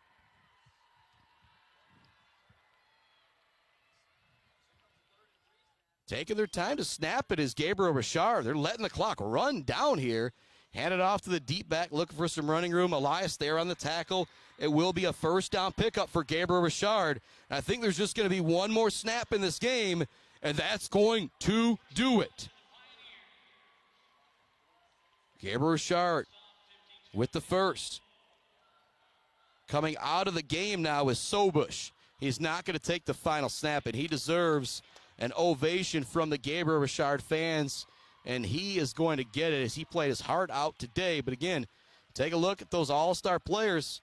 You know, all-star players can't win football games. It takes a team, and this Beal City team is now state champions, as this play will be the final play of our ball game. Actually, they're going to stop the clock for 1st down yardage, and so maybe we will have one more play here. But our Bird All-American Grill post-game show is coming up. We're going to talk about the state champion Beal City Aggies. I'm going to count it down. 6, 5, 4, 3, 2, 1. The Aggies, 2024 Division 8 state champions. 5 guys on this team. 30 years ago, their parents won the state championship, the 94 class. 15 years later, 2009. Fast forward 15 more years, 2024, baby. Every 15 years, but I think we'll take one sooner than that coming back around. Your final, 43-14. The Aggies, state champions for the 3rd time over. We've got your Bird All-American Grill postgame show coming right up on the Mid-Michigan Sports Network. The Bird in downtown Mount Pleasant, open every day but Sunday for lunch and dinner. Delicious pizza, the world-famous Bird Burger, handcrafted, fresh-baked subs, many apps, and much more. There's something for everyone at The Bird in downtown Mount Pleasant, where friends gather like family. The Bird, supporting high school sports in mid-Michigan for nearly 100 years. Mount Pleasant Heating and Air Conditioning has been family-owned and serving Mid-Michigan since 1962. They're dedicated to providing the best possible solution for your home or business. Mount Pleasant Heating and Air Conditioning is locally owned and supports our local community. For all of your heating and air conditioning needs, call Mount Pleasant Heating and Air Conditioning at 989-772-2881.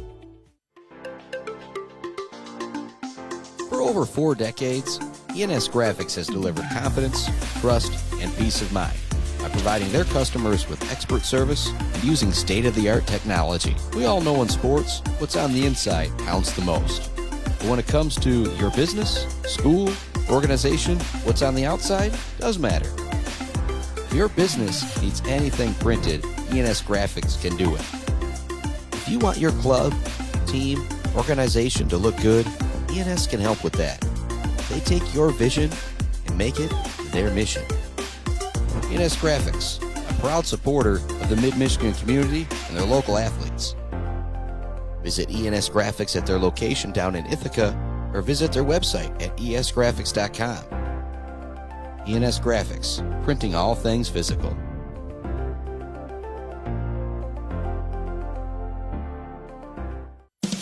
J&J Auto in Wademan is Mid-Michigan's elite automotive repair shop. J&J Auto offers complete collision repair and mechanical repair. Stop by on Wademan Road or call them today at 989-644-8908. J&J Auto, proud supporters of high school student athletes.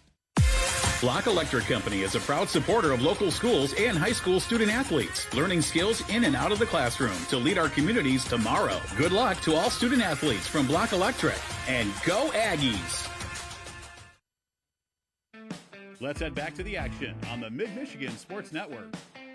Welcome back inside Ford Field one more time in our Barbary Law Studios, built by Konwinski Construction, as we wrap things up here on our Bird All-American Grill postgame show. And as I said, it could be a half hour. I'm doing a live video with these boys down somewhere here.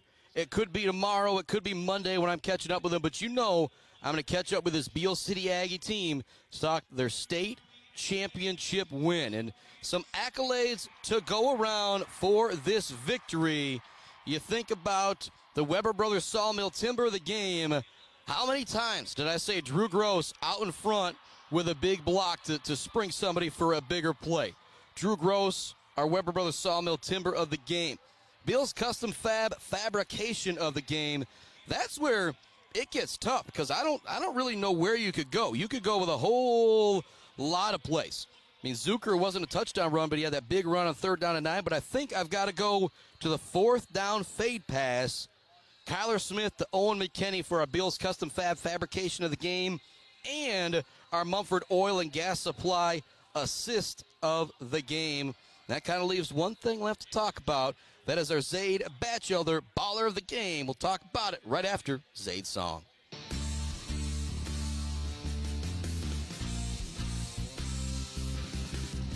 Well, hey there, Zaid.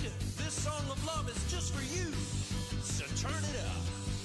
Peekaboo, Zaid, I see you when we wrote a song about what you do. Like listening to music and going outside, wearing a smile on your face so wide, yeah. All right, welcome back on in. A big shout to the Batchelder family and my main man, Zaid, looking down from on high. No, he's got that smile, his unforgettable smile on his face right now as he sees the state champion, Beal City Aggies, getting their picture taken on Ford Field with the state title. Our Zaid Batchelder baller of the game brought to you by our friends at Weefrich Financial. And man, this is a tough one to decide right here, because that senior class has been absolutely incredible. But I think even Joey Federico, Chase Faber, Leonard, and some of those guys would say Owen McKinney, Drew Block, and Austin Small. All three of those guys probably could have been, probably should have been all-state, all-region, but they kind of shared the numbers. You know, going into last week, McKinney had over 1,000 yards from scrimmage. Drew Block just below that, just near 800 for Austin Small. And you see why that's a big factor. You had 3, 4, 5 guys to try and stop for Beal City. If you're Gabriel Richard, it seemed like there was only a couple of guys to focus in on. That was Lesko and that was Calhoun. They were able to do so. And our Beal City Aggies, our state champions, 43 14. That's going to wrap up our Bird All-American Grill postgame show. Like I said, keep an eye on that Mid-Michigan Sports Network Facebook page. It could be a half hour, it could be a couple hours, it could be a couple days, but we will be catching up with our state champion Beal City Aggie football team soon. Chris Bachman signing off for now, but again, be back talking with these boys soon. And then Monday, high school basketball already on the docket. The Beal City girls, the Shepherd girls, your home for high school sports. It is right here, the Mid-Michigan Sports Network. Chris Bachman signing off.